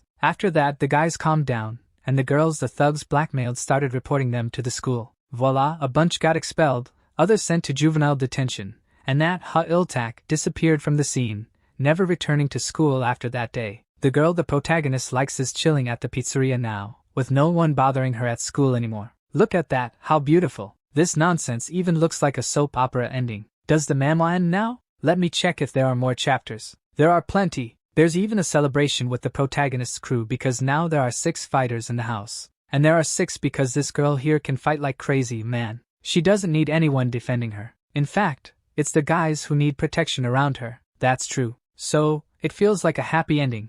But something's off with Juninho. The boss asks what's wrong with him. He should be happier than ever now. I think so too. The protagonist says it's true. Punching those guys in the face felt great. But on the other hand, he'll never get his family back, his lost life, his school days, and all of that feels so unfair to him. So, Juninho, protagonist, revenge isn't about getting anything back. There's that saying that revenge won't bring back what you lost. But that's for those who don't understand the true purpose of vengeance, Hangul himself says. The point is to destroy those who screwed you over and left you in the gutter. Now, whether that makes you feel better is up to you. He leaves that thought for him but tells him to relax. He hasn't even completed his revenge yet. He can think about that later. About how unfair life is, while stepping on the heads of those whose teeth he needs to knock out. While the protagonist laments not being able to recover his family and school life, Dayab is there, like a curious guy, just eavesdropping on their talk. Now, could it be? Why? Here's the thing. The next day, before the protagonist leaves for work, the guy calls the pizzeria to say he won't be working today. How come? Relax, trust me. The guy gathered his whole squad at home, and early in the morning, they went for a walk. At 7 a.m., they hit the internet cafe to play League of Legends. What are you doing? Later, they went bowling, then even karaoke. After that, the protagonist went out to buy snacks for everyone, and look at that smile on his face. When was the last time he looked this happy in the entire manga? Then it hits him. He's never had a moment like this with his family at home. Now, living with this group, there's no bad time. If he went back to his old life, would it be this good? Would it be better? Look, protagonist, I don't think so, but I could be right. Or very right. Who knows, right? And what better time for the guy's father to show up than when he's questioning these things? At that moment, the protagonist remembers he was always afraid of his father because all he ever did was demand perfect grades. And if they weren't 10s, he'd get beaten. Over time, his father started asking why he was so different from his older brother, and began ignoring his own son at home. And the feeling he had at home was this: he was excluded by his own family because he didn't have good grades. After kicking him out of the house with nothing but the clothes on his back, the first thing his father doesn't say, but does, is slap him across the face. He calls the protagonist a good-for-nothing, a bum who's been wandering aimlessly since he left home. He blames him for ruining the family's reputation in the neighborhood because now everyone thinks the family has a delinquent son. After saying all that, he orders the protagonist to come back home. And for what? Just for the sake of the neighbor's opinion. At that moment, the protagonist says his father was never a real father to him. His father slaps him again, saying if he thinks he can talk like that just because he left home, he's mistaken. And the protagonist doesn't react. I was already getting mad at this guy. But then, Hangul steps in and grabs the old man, firmly. The father calls Hangul a delinquent, and tells him to let go. Oh man. Then Hangul just says this: "That's right, I'm what you said, a delinquent. But if you touch this boy again,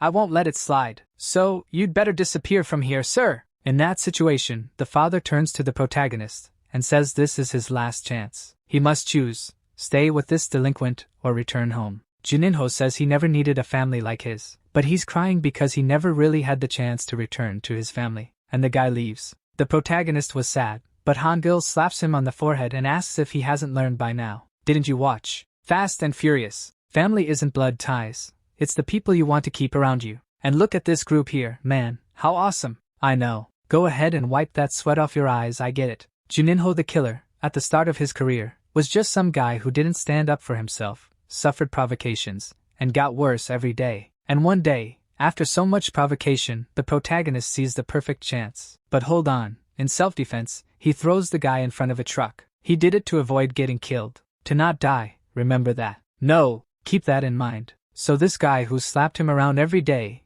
almost beat him to death, ended up like this. in a coma for months. Was it fair? Deserved or not? Tell us, because I don't know anything. But the thing is, that useless guy, stuck in a coma, eternally dreaming, wakes up. The useless one remembers everything, even the day he kissed the truck. Fine, then some time passes. The guy gets out of the hospital and goes to see his old school friends. When the guys tell him everything's changed, that they got beaten by Juninho and the group fell apart, the delinquent gets furious with them. Look at this, man. The guy just got out and is already acting cocky. One of them tries to brush him off, and the useless guy falls to the ground. Dude, seriously. He may have left the hospital, but he's still messed up. You don't get hit by a truck and come out 100%. It's true. The guys say he's got injuries. His legs are messed up, and that makes him even angrier. The only thing he wants now is to find Juninho for revenge. Well, thinking about it, if he were the same as before, he'd still lose. Imagine now. You're going to die. He asks the guys and quickly finds out where the protagonist works. And the best part was seeing him not believe that the protagonist defeated the whole school and Iltak as well. To be honest, even I, who saw it all, don't quite believe it either. While the guy keeps following from a distance,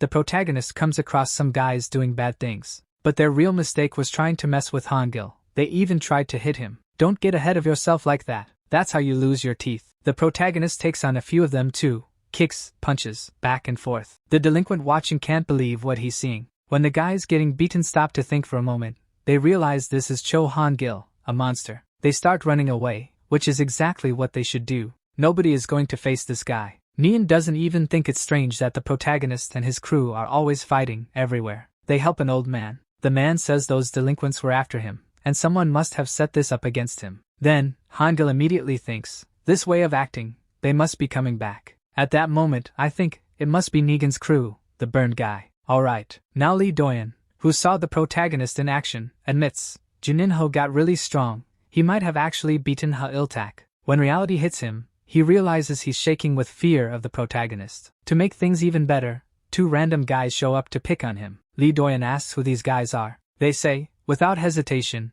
that they're delinquents and want his money. Hand it over, loser. The guy, who used to terrorize everyone, the big shot, is now getting slapped around. He knows he's weaker now, but not to this point, so he decides to fight them. The guy ends up on the ground, getting stomped on and kicked from all sides. After beating him up, the guys even make him eat ice cream that fell on the ground. Either he eats it, or they'll beat him up more. What a sight. It seems like the phrase, what goes around comes around, is more real than the dollar. With this crew doing exactly what he used to do to the protagonist, he starts thinking about the protagonist, and what he went through. Is he reflecting on his mistakes? No, I don't want that. Hopefully not. Out of nowhere, one of the guys falls unconscious to the ground. The other stands up to see what's going on and gets hit so hard, man, that from the way he's falling, he could go into a coma when his head hits the ground. And guess what? The one who smashed these guys is the protagonist. He shows up saying there's been a lot of these guys around lately. Can you believe it, man? The guy just got humiliated the same way he used to humiliate the protagonist, and now the protagonist comes to save him from further humiliation. Is this his redemption arc?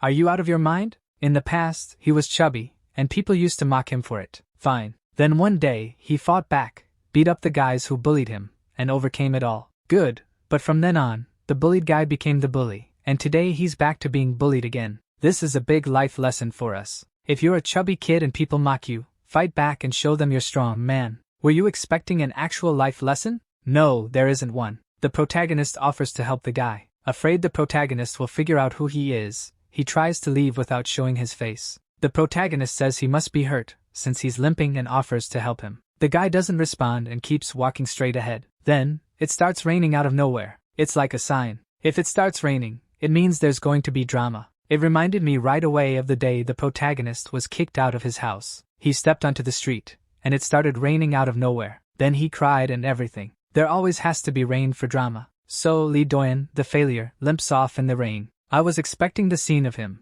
defeated in the rain, but the protagonist goes after him again and asks if he doesn't want the old umbrella. How kind is this protagonist, man? The guy feels humiliated. He says, please, just leave. At that moment, the protagonist recognizes him by his voice, which he will never forget. Pay attention to the protagonist's refined look at this moment. I'm going to kill you, man. Is the protagonist going to put this guy in a coma again? No. The protagonist says that because of the rain, or maybe because people are waiting for him, he didn't do anything there. But he wanted to, and he leaves the guy there. Lee Doyen is now truly facing his moment of defeat, standing in the rain. The guy can barely walk anymore. His life is now destined to be one of a loser, a miserable existence. Does he still deserve it, folks? In this situation, he says, "Man, I'm going to jump off here, right? If I hadn't woken up, it never would have been better." He throws his sandal to check how high it is. He's ready to go through with it, but then his phone rings. It's Ha-Il-tak calling to say he heard Lee Doyan woke up and that he's already gone after the protagonist. "What the hell did you do, huh?"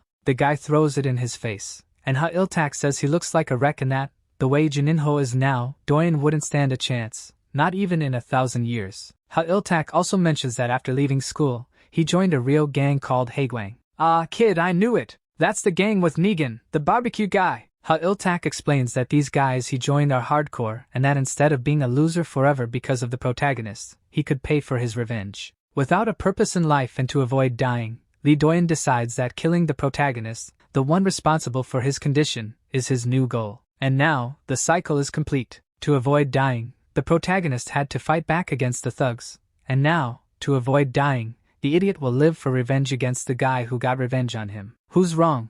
And who's really wrong in this story? Now, are we heading toward that scene from the start of the manhwa? Leave your strongest like to help us out. So, let's go for another quick recap after the protagonist's overcoming moment. He's now an incredible guy. The Hangul family officially recognizes Juninho as a good-for-a-fight member of the family. Let's give a round of applause for the pro. There's even a graduation ceremony where the protagonist receives the team jacket. Take even gets emotional, remembering his own graduation. What kind of trip is this, man? Now that the protagonist is badass, all that's left is for him to return to his school and wreck everything. Take revenge on those who deserve it. Tataki, fight them. Now he has family and friends. All that's missing is revenge. After all, isn't that all a normal person needs? That's a lie. And the guy the protagonist hates the most, Lee Doyan, woke up from his coma and is teaming up with Ha-Il-tak to get revenge on the protagonist. I see trouble coming big time. Hangul even warns his team. "Man, Haegwang is back. You guys need to stay sharp." The protagonist heads to work, all calm.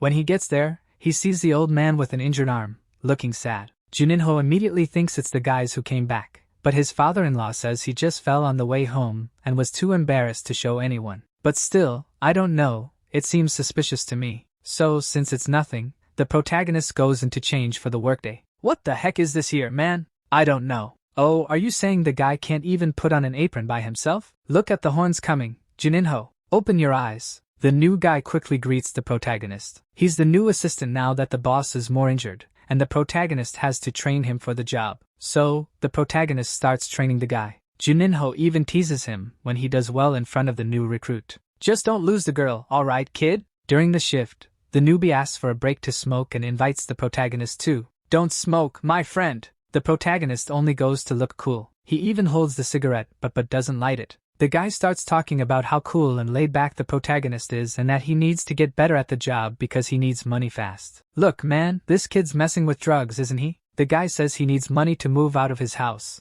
At that moment, the protagonist, with his vast experience in this, gives the kid some good advice. "It's not that you shouldn't move out, but you shouldn't give up everything for nothing either. Analyze first, then calmly assess the situation, man. When in doubt, don't leave." Look at Juninho, man, being responsible. Quickly, the kid gets good at the job, just as good, or even better than poor Juninho, man. The guy washes dishes, serves tables, and makes all the girls at the place blush over him. "What's going on, Juninho? Where's your shine, man?" The protagonist, seeing the kid succeed in everything, gets jealous and suddenly runs off, saying he's going to smoke. Don't smoke. After 30 chapters building his reputation, look how he throws it down the drain. Suspicious. While he's outside sulking, out of nowhere, the delinquent shows up asking the protagonist for help. He needs to hide because he's in danger. "Help me out, man. What's this all about?" 3 crazy guys are after him. The protagonist hides him in the alley nearby, and apparently, now that the danger has passed, the protagonist asks why those guys are after him. The guy explains there's a world that normal people,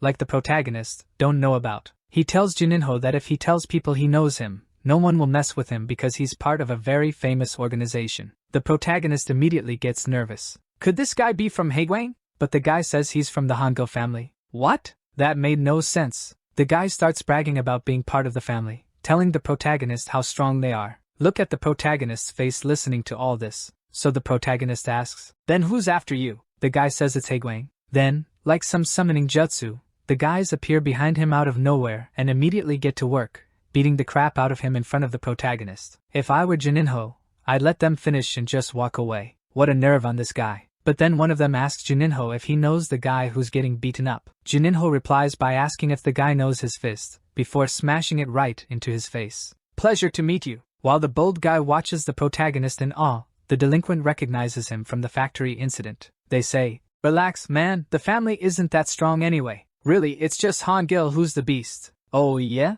Then take this punch straight to the mouth to stop talking nonsense." Bam! He's done! Juninho then takes on the other two by himself. The guys come at him, and it's nothing but intense punches and kicks flying everywhere. The poser, who pretended to be part of the family, sees the monster in action and tries to run off, knowing that if the kid gets mad at him for pretending, it's going to end badly. Trying to run will only make it worse. The protagonist tells him it's not true that he's with Hangil. So, if he doesn't spill the truth now, it'll cost him dearly. "Are you messing with me?" Faced with this subtle threat, the guy confesses that he's with Haegwang too. There's no time to react before the protagonist grabs him by the neck, ready to crush him as well. But the guy screams that he's not part of it anymore. "Help! Let me go!" He explains that the gang betrayed him. He says that after they were expelled from the neighborhood by Hangil, they started committing really serious crimes. And then we remember Broomhead, who joined this group, huh? The guy says it's all because of that old man, the one who was being robbed earlier. He's the neighborhood representative, and the guy's father.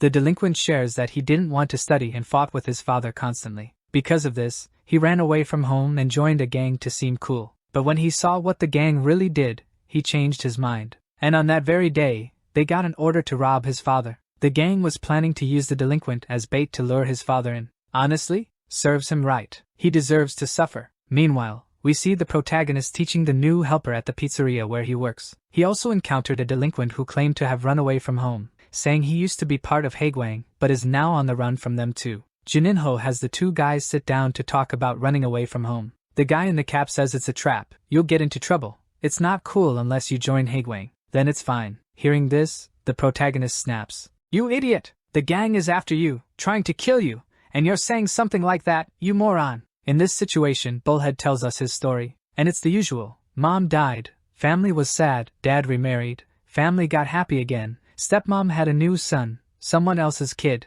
and that kid wasn't happy, but the whole family was happy, except for the other kid. Wow, stepmom, why is that? So yeah, the guy wants to leave home because of this. We can all agree it's a tense situation, but the protagonist tells him, "Your dad cares about you, so try to work things out with your stepmom and make it better later. Go up to your dad and say, 'Your wife is crazy, hitting me like that. I'm about to hit her back.' Oh, now it's good, huh?" The guys then have a chat, and it even seems like they've become friends. The protagonist says they're good people and all, but as soon as he leaves, that's when we see the truth. Man, these guys are there under orders from Haegwang's crew. They're there to investigate the Hangils through Juninho. The Hangils?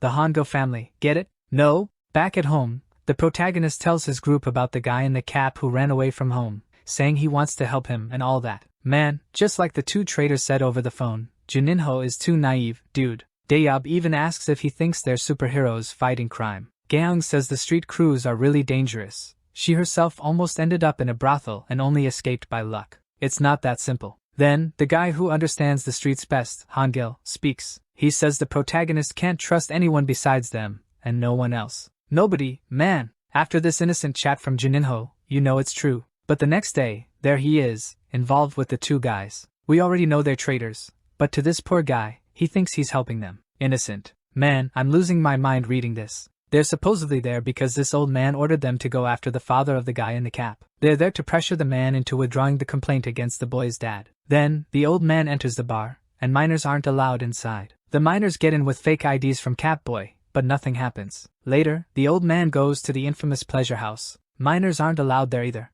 Minors really aren't allowed in. You thought they'd get in, didn't you? The old yacht guy goes straight in, buys drinks for all the girls, downs Blue Label whiskey, and slaps women whenever he feels like it. Look at this guy's life, luxury and extravagance. And then you wonder, who is this guy? He's simply a representative of the neighborhood association, and this is how he lives. Let me tell you, man, the guy slaps a girl because she didn't want to drink for him. How far have we come for this to happen, man? This yacht old man isn't even a real yacht guy. He doesn't know how to use his resources. Oh, how delightful. He kicks all the women out of the place because of that. Try to understand the stupidity of this guy. It's incredible. Now, with the place cleared out, the boys head over to talk to the old man. Catboy tells the fake yacht guy straight up that he knows he made the request to Haegwang to go after his father. He says that if he doesn't cancel the request, he'll cancel his ID for good. We know these kids are traitors, and they're playing games with the protagonist. When the bouncers from the pleasure club show up to restore order, the kids freak out. Man, I was rooting for these kids to get the beating of a lifetime. Me too. But before that can happen, the only decent fighter steps in to defend the boys,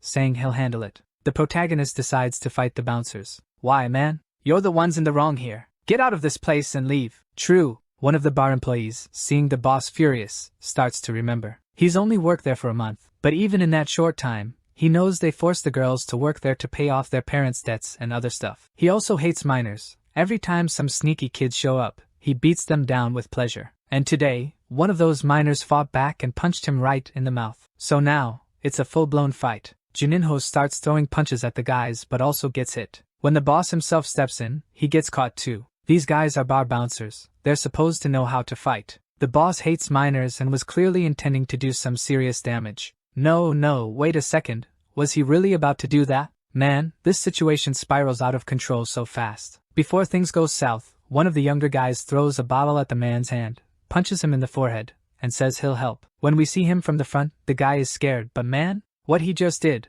only an idiot would think this kid doesn't know how to fight. And who's the idiot? The protagonist, of course. Now the boys want to help, so it's about to be a 3-on-3 fight, nice and calm. But the protagonist doesn't want to put them in danger, so he sets it up so they're at least 2-on-1 against one guy. While he goes 1-on-1 and even 1-on-2, then chaos breaks loose. The protagonist is up against 2 adults, all because they underestimated him. Juninho manages to land a hit on one guy's jaw and knocks him out cold. After that, the head of the security guard steps in to fight the protagonist. And fighting an adult is different. It's not easy to hit the jaw because he blocks it. Go for the groin? Also blocked. But then, when the guy comes at him full force, the protagonist remembers the weak point he learned from the best. It doesn't matter who you are. If you get hit in the liver, you drop in agony instantly. And just as expected, the protagonist lands a clean shot right on the guy's liver, hitting him where it hurts most. The head of security collapses, no matter who he is, down for the count. The protagonist finishes his fight. But what about the 2 boys who were in the 2-on-1? Well, as expected, things didn't go well. Actually, they went way worse than anyone could have imagined. One of the boys ended up with a new hump on his back. What? What's that? Is there something wrong with my back? Well, depends. Does a bottle lodge there seem strange to you? So, folks, here's another quick recap. Juninho, great at fighting but dumb as a brick. Look where this airhead ended up, fighting in a nightclub for a guy he's known for a day and a half. And now this happens. I've never seen anyone this dumb, man. Never. Now it's done. The guy with the cap takes his friend to the hospital while the protagonist stays behind to deal with the boat uncle. Shouldn't someone put the bottle cap back on the guy's back to stop it from spilling? What a mess. Juninho then goes to finish things with the old man from the boat. He grabs him by the collar and says if he talks now, he'll just get beaten like this. But if he doesn't talk soon, it'll get much worse. What's the option where I don't get beaten at all? None. Given the circumstances, the boat uncle spills everything. He says he's also a neighborhood representative, and the father of that kid, another representative, found out he was embezzling money. So, he just hired thugs to kill him. Nothing major. Does the police not exist in this world? After grilling the boat uncle, Juninho goes to visit the boy at the hospital. To our surprise, the guy didn't die. He won't have any lasting injuries. He just needs a few days in the hospital. Juninho says, "Thanks, man, but why did you do that? That was really dangerous. It's not worth risking yourself for me. Why'd you do that, man? I don't even know. It's like the script made me." You nailed it, buddy. Now that the guy is hospitalized, Juninho and the guy with the cap say they'll handle the situation on their own and tell him to rest. Then they leave. Outside the hospital,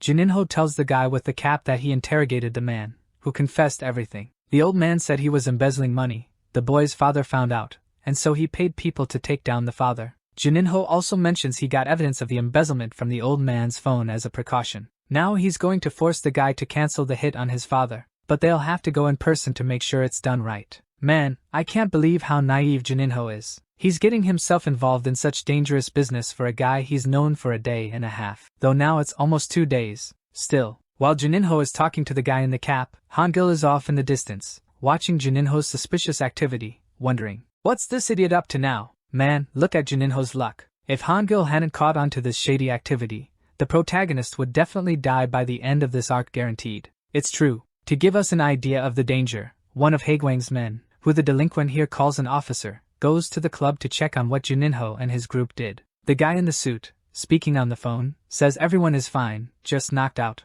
They don't even have any fatal wounds. Then the man on the phone says this group is too soft. How could they leave people like that alive after this? Man, how does Juninho accept getting involved with people who think it's normal to kill others? He's so naive. Pay attention. The leader of Haegwang is out in the forest, in the middle of nowhere, digging a hole. What do you think that hole is for? Out in the middle of the forest. Tell us. And what makes me even angrier is that, on the same night, Juninho, the guy in the cap, and the old yacht guy, are climbing the mountain to speak with Haegwang to cancel some rollover order. And with the cap guys acting, it even seems like his father is really in danger. Now, I'm unsure. Is his father actually in danger, or is he being extorted by Haegwang to do what he's doing? Is he not guilty? Complicated. It's unclear. Finally, they arrive at Haegwang's camp, and the old man goes alone to talk to the leader to cancel the rollover order. The old man genuinely intends to resolve it. He says he requested a meeting with the leader to talk about the order he placed. The delinquents tell him to wait because the leader is busy, he's working in the forest. Meanwhile, Juninho and the cap guy are there, scared and on edge.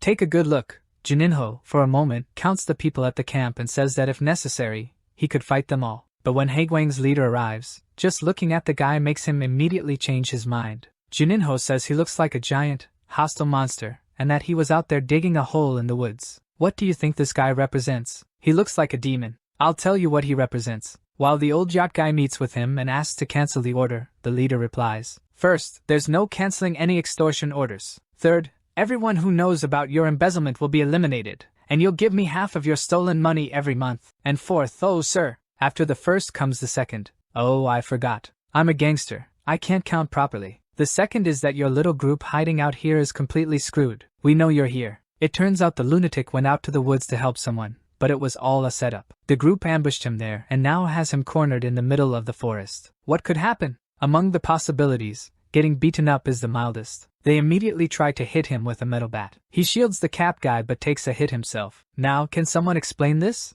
The protagonist grabs a rock from the ground, throws it at a motorcycle, and knocks the riders off. What kind of strength does this guy have to pull that off? Look at that rock. He took down one guy with a single throw. Then he grabs a metal bar from one of the others, shoves it into another bike's tire, and wrecks the motorcycle. And he also lands a kick straight to a guy's mouth. But who cares about the guy? Poor bike. What a shame for the motorcycles. Man, imagine us on one of those Suzukis, dude. My goodness. The protagonist isn't weak at all. He defeated everyone on the 3 motorcycles. But when he heads toward the old man, another guy throws a shovel in his path. It's Haegwang's executive. This is the final boss. There's no way. The protagonist doesn't even think about doing anything. Haegwang's man is even humble about it. He says the protagonist is very strong, as his soldiers couldn't handle him, so he'll deal with him personally. At this point, Juninho wonders if this guy is as strong as that lunatic Negan. Man, this guy killed Negan. When he comes in with a punch, Juninho blocks it with his arm, gets thrown into a tree, and realizes his arm is either broken or at least seems like it is. It broke, and if one punch did that to the protagonist's arm, when the guy goes for the final blow to Juninho's head, man, if it had hit, he'd be dead. But when the protagonist dodges, it hits his leg instead, breaking it, or at least it looks like it broke. It's broken. No, man, in just 2 hits, the guy completely defeated Juninho. He says he remembers every day what they did to his subordinate's face, and that he's going to do the same to the protagonist as revenge. As expected, at that moment, Juninho realized, it's over, there's nothing he can do. But then he remembers Nian and all the things this guy might do to her. That gives him courage. He shoves his hand into the fire and throws it in the delinquent's face. And with that, it's more than proven. As the philosopher Python once said, everything in life you do with the intent to go all out. You get it now. The protagonist stuck his hand in the coal, burned it completely, grabbed the guy's shovel, and went to attack him. But here's the thing, man. No matter how strong you are as the protagonist, the guy caught the shovel in his hand like he was holding a spoon. And man, Juninho fried his hand entirely. The delinquent breaks the shovel, punches Juninho in the mouth, throws him to the ground, and says that no matter what he does, tonight he's going to die. But then the guy decides to give him an option. He says Juninho can join Haegwang and avoid dying here today. Of course, the protagonist might lie, so he'll have to pass a test if he wants to accept. The test is, not to kill someone, but to bury them alive. Kill? No. What's this, people? You need to understand that in this manga, nobody kills anyone. Burying people alive? Sure, but the rest is up to nature. Nobody technically killed anyone here, and the person to be buried alive is the same guy who almost killed them back at the bar. So, Juninho even has some reason to accept. but Juninho refuses. He says that no matter what, he'll never stoop to the level of cowards like them. Well, not cowards, really, because these guys have guts. True. Either way, he refuses to be like them. He says he'd rather fight to the end. And now's the time for his protagonist moment. Let's go. Or not.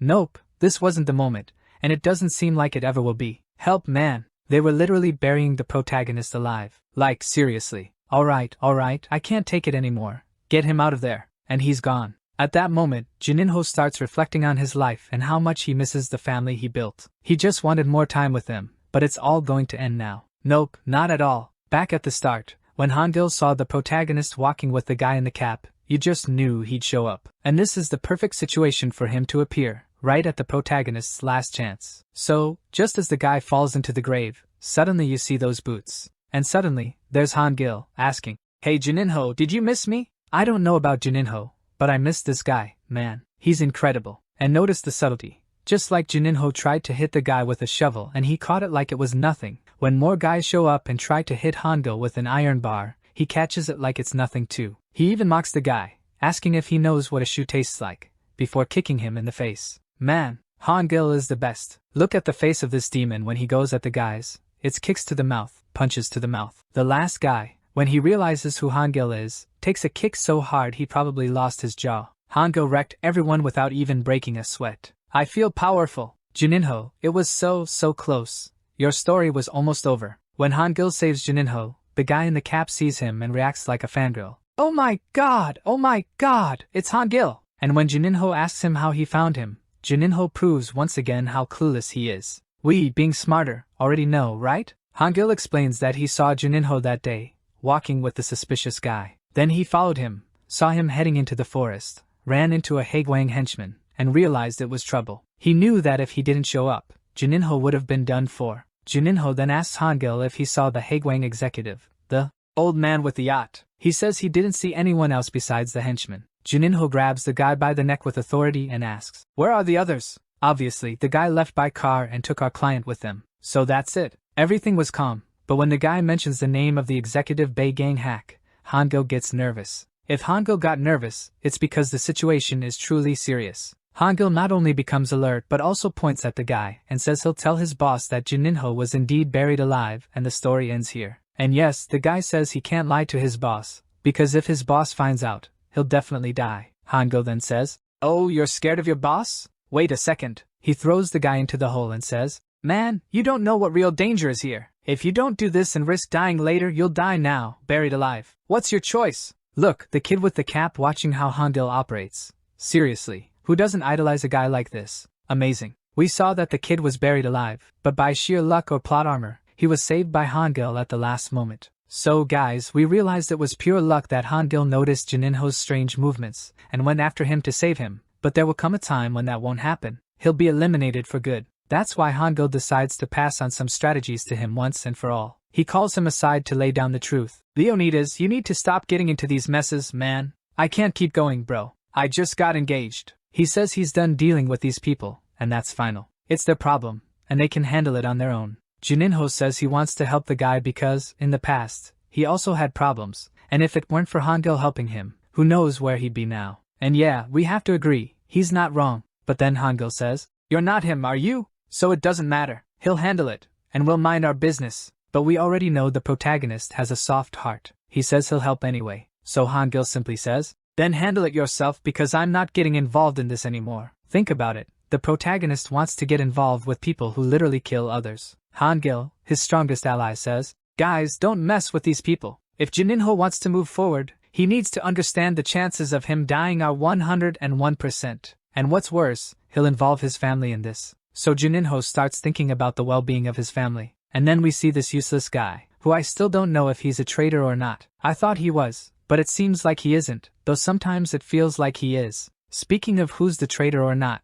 Juninho starts thinking about how the guys already knew they were there. At that moment, he gets a call from the guy who went to the hospital, the one we're sure is the traitor. But I'm in doubt. Is he really a traitor? Because he took a bottle to the back to protect Juninho. Was it just a coincidence or not? I don't know, damn it, it's so complicated. But the story wants us to believe he is. So let's go with that for now and hate the guy. "You son of a..." The guy calls and says he heard from the guy with the cap that they were attacked and almost died. So why did this jerk call me if the guy already told him? Why did he call me? To interrogate me? To check if it was true? Ah, damn it. But then, in the middle of the conversation, Take shows up on the terrace and says he wants to talk to Juninho. Juninho whispers on the phone that he'll meet him later and asks what Take wants. Man, Juninho, stop getting involved with these losers. And look, Take asks Juninho who he was talking to, and he says it was just a co-worker. Then Take says, "Oh, is that so?" and punches the protagonist. If he hadn't defended himself, it would have hit his nose and broken everything. Bro, Take says to Juninho,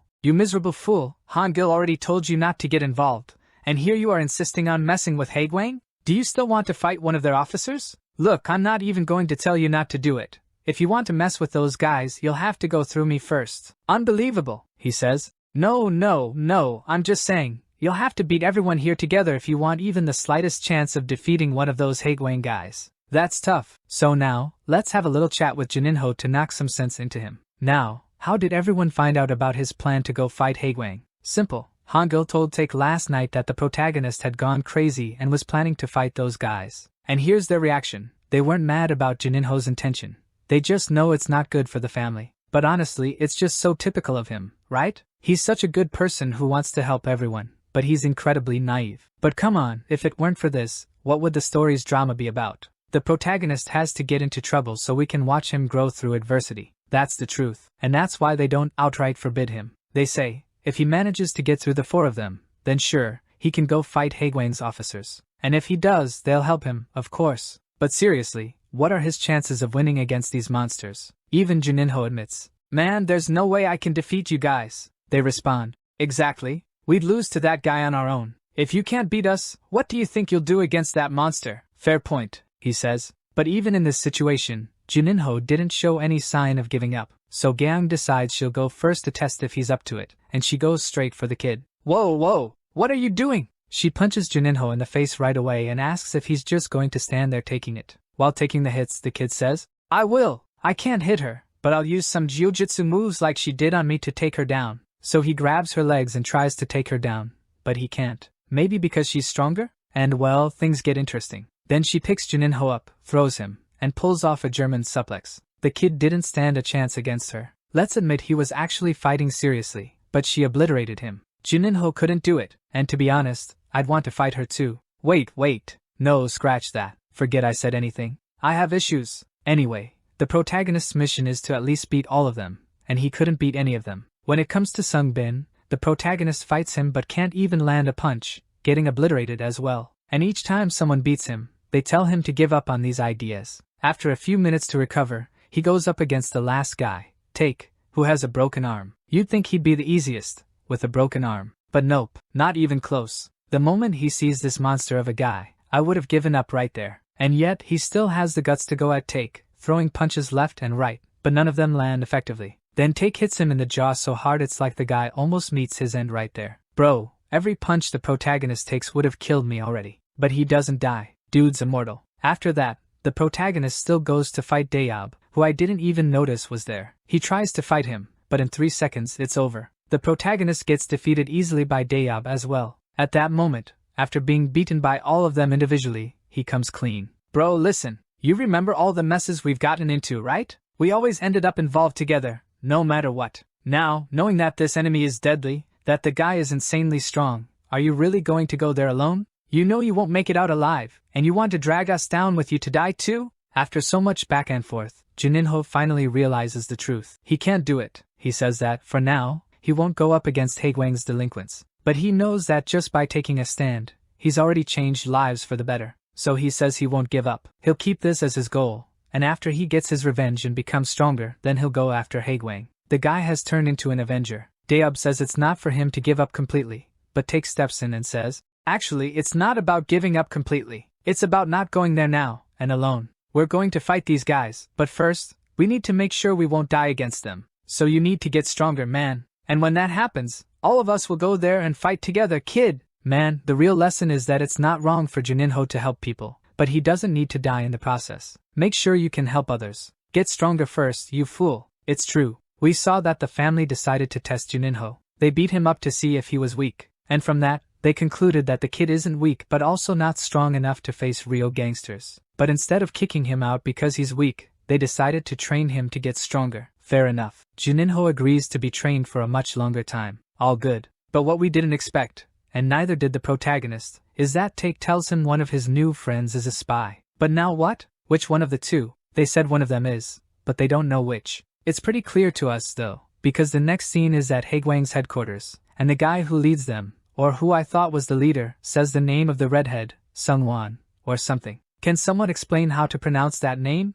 No. Then I don't understand why they don't show the kid's face. They keep dragging the drama. We already know it's him. Juninho also doubts that one of his new friends is a spy, even with his family saying so. Damn it, Juninho, stop being stupid, man. So, since Juninho doubts it, they take the kid to Hangil, to where he had a guy locked up in a warehouse. The guy locked up there is an agent of Haegwang's crew and spilled everything to Hangil, or at least made him realize the truth. Juninho wants to know how they figured out one of his new friends is a traitor. Hangil says that on the night he saved Juninho, he found everything very suspicious. And after he caught someone watching the family's house, it got even worse. Then he said, this is really suspicious. The guy watching said he'd been sent there to keep an eye out right after Juninho came down from the mountain. And if we recall, Giorgino convinced the guys on the mountain to tell everyone Juninho had been buried there, for good, and had passed away. He threatened them and even took their phones to make sure they wouldn't lie. So, the mountain people didn't say anything, but when Hangil pressed them, they said their leader already knew Juninho had survived,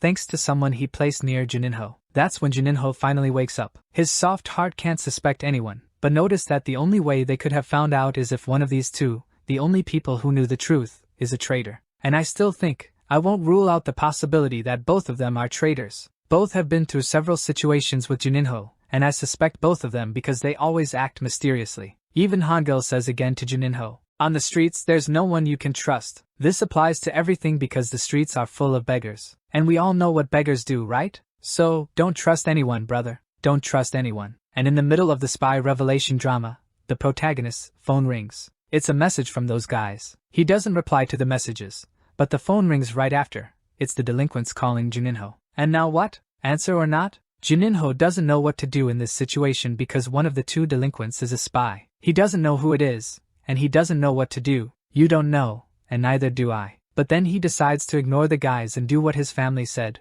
One of those two guys is a traitor. So, he apologizes for everything he has done, for being too soft-hearted, and he says he will help the family and prioritize them above all else. Finally, a good decision from this guy for once. And when it shows the villains being ignored by the protagonist again, there's that suspenseful atmosphere. The red-haired guy pretending to be nice, and the guy in the cap, who doesn't seem to be the culprit, with his mysterious expression. Who's the culprit here? They're trying to build suspense, but they've already said the guy's name. Is this manga insane? Good though. 2 days later, at a hotel, Haegwang is torturing the father of the guy in the cap, who happens to be a neighborhood associate. They want to force him to join the neighborhood's corruption, but the man refuses. He says he won't give in, no matter what they do to him, and he's been taking beatings for 2 days straight without breaking. Man, this guy is tough, and the torture is on a professional level, really. They've got him tied up, dunking him in a bathtub to drown him, then pulling him out to ask, well, are you going to give in or not? And the guy keeps saying no. Now that's some serious resolve.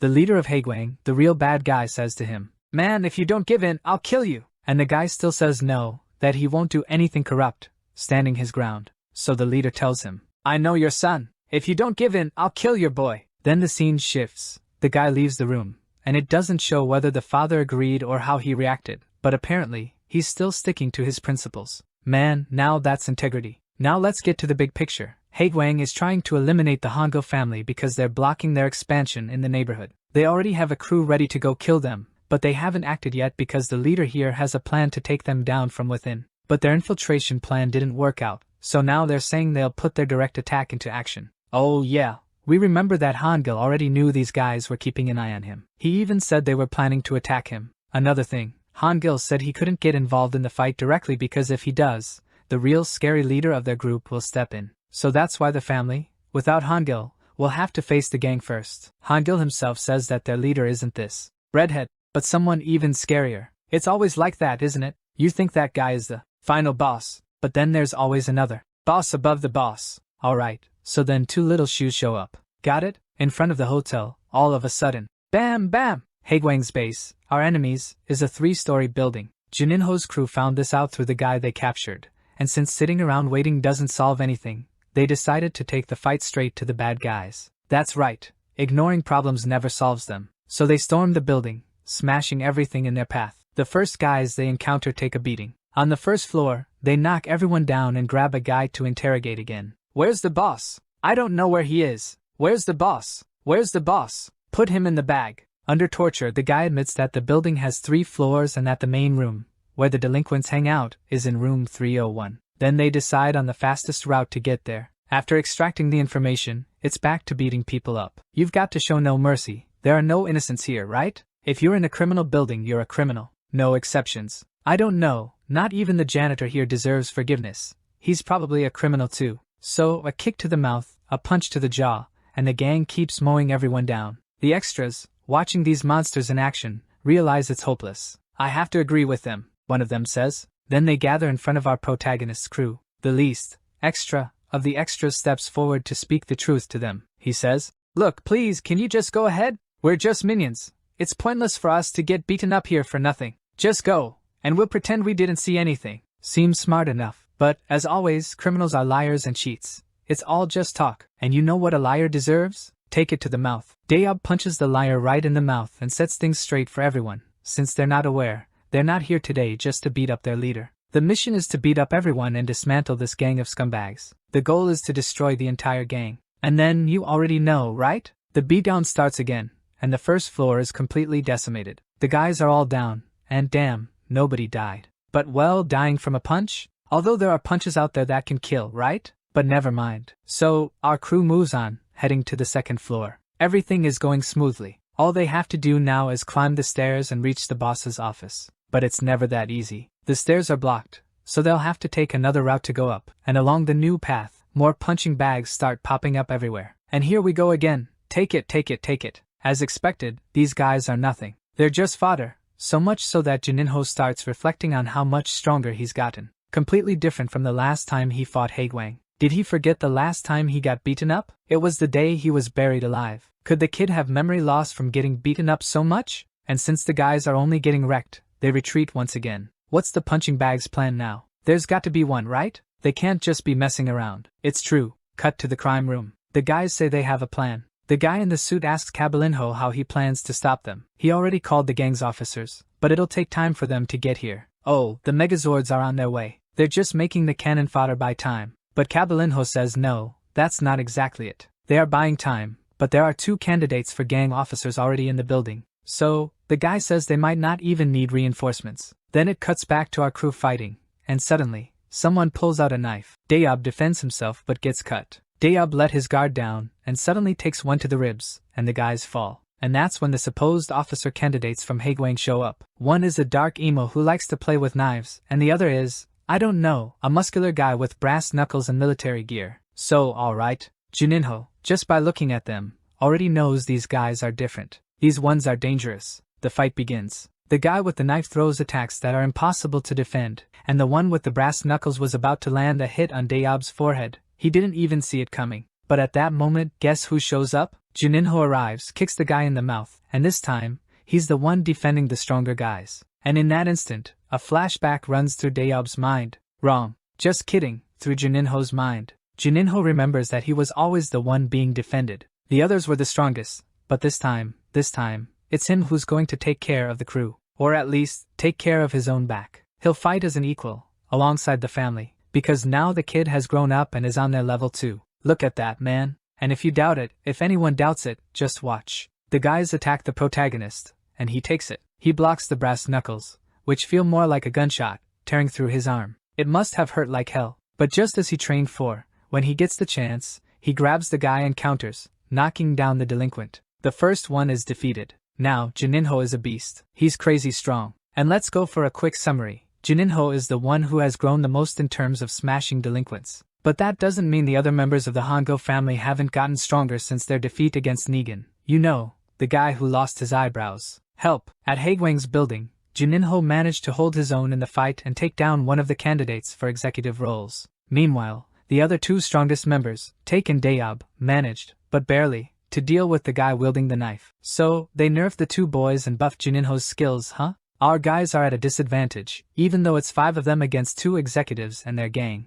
Still, Sungbin tells Take, Juninho, and Dayob to go to the top floor, saying he and Gaon will handle everyone else on their floor by themselves. Did you notice how Sungbin sent everyone else upstairs, leaving himself to handle the guys who were pressuring the two strongest fighters? I found that a bit suspicious. Good though. So, it's the guy with brass knuckles and the bread knife guy versus Gaon and Sungbin. Let's see who wins this fight. Meanwhile, on the third floor, the three arrive at the office door. For some reason, Juninho takes the lead, and as he tries to enter without knocking, he gets hit so hard that this officially turns into Dragon Ball. The guy goes flying just like in the show. All that's missing are the mountains for him to crash into and shatter. Then, two of Haegwang's main executives come out of the room. The protagonist doesn't take the punch to the face and lose all his teeth, though. He defends himself, and defends beautifully. But how didn't his arms break? Someone explain that to me. And we know bosses are meant to give orders, not do the dirty work. But since the three showed up at the door, the guy with the dreads has to fight. He goes for Juninho,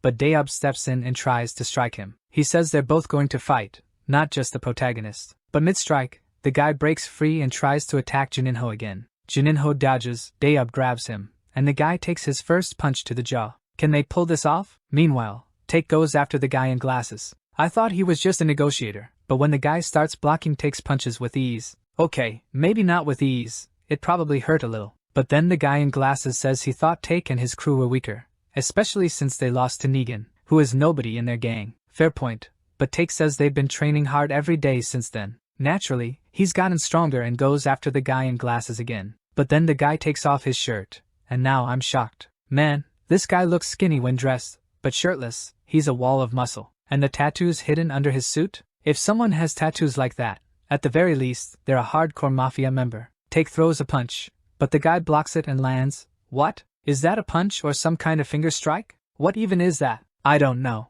The guy starts slapping Take around, and blood starts coming out. Damn man. Then he lands a clean hit on Take's jaw. This nerd-looking delinquent is ridiculously good at fighting. While Take keeps taking hits, Juninho and Dayob try to put pressure on the guy with dreads, but it's not working. Seeing this, Juninho tries to interfere again, but it's no use. The guy in glasses declares that before executing the three of them up on the top floor, they'll also execute the two downstairs. Then, all the executive officers together will finish off Cho Han-gil. Alright. The guy in glasses goes to finish off Take with a kick to the head, but Take catches it, because obviously, he's not taking a kick to the head for free. He blocks the kick, but that's not all. Take throws the guy away, and they start trading blows with their absurdly long legs, like some kind of Sanji from One Piece fight. The guy in glasses tells them that resisting is pointless. Both Dayob and Take, supposedly the strongest members of the Hango family, are struggling to hold their ground. At this point, Take mentions that if they think the two of them are the strongest, they're mistaken.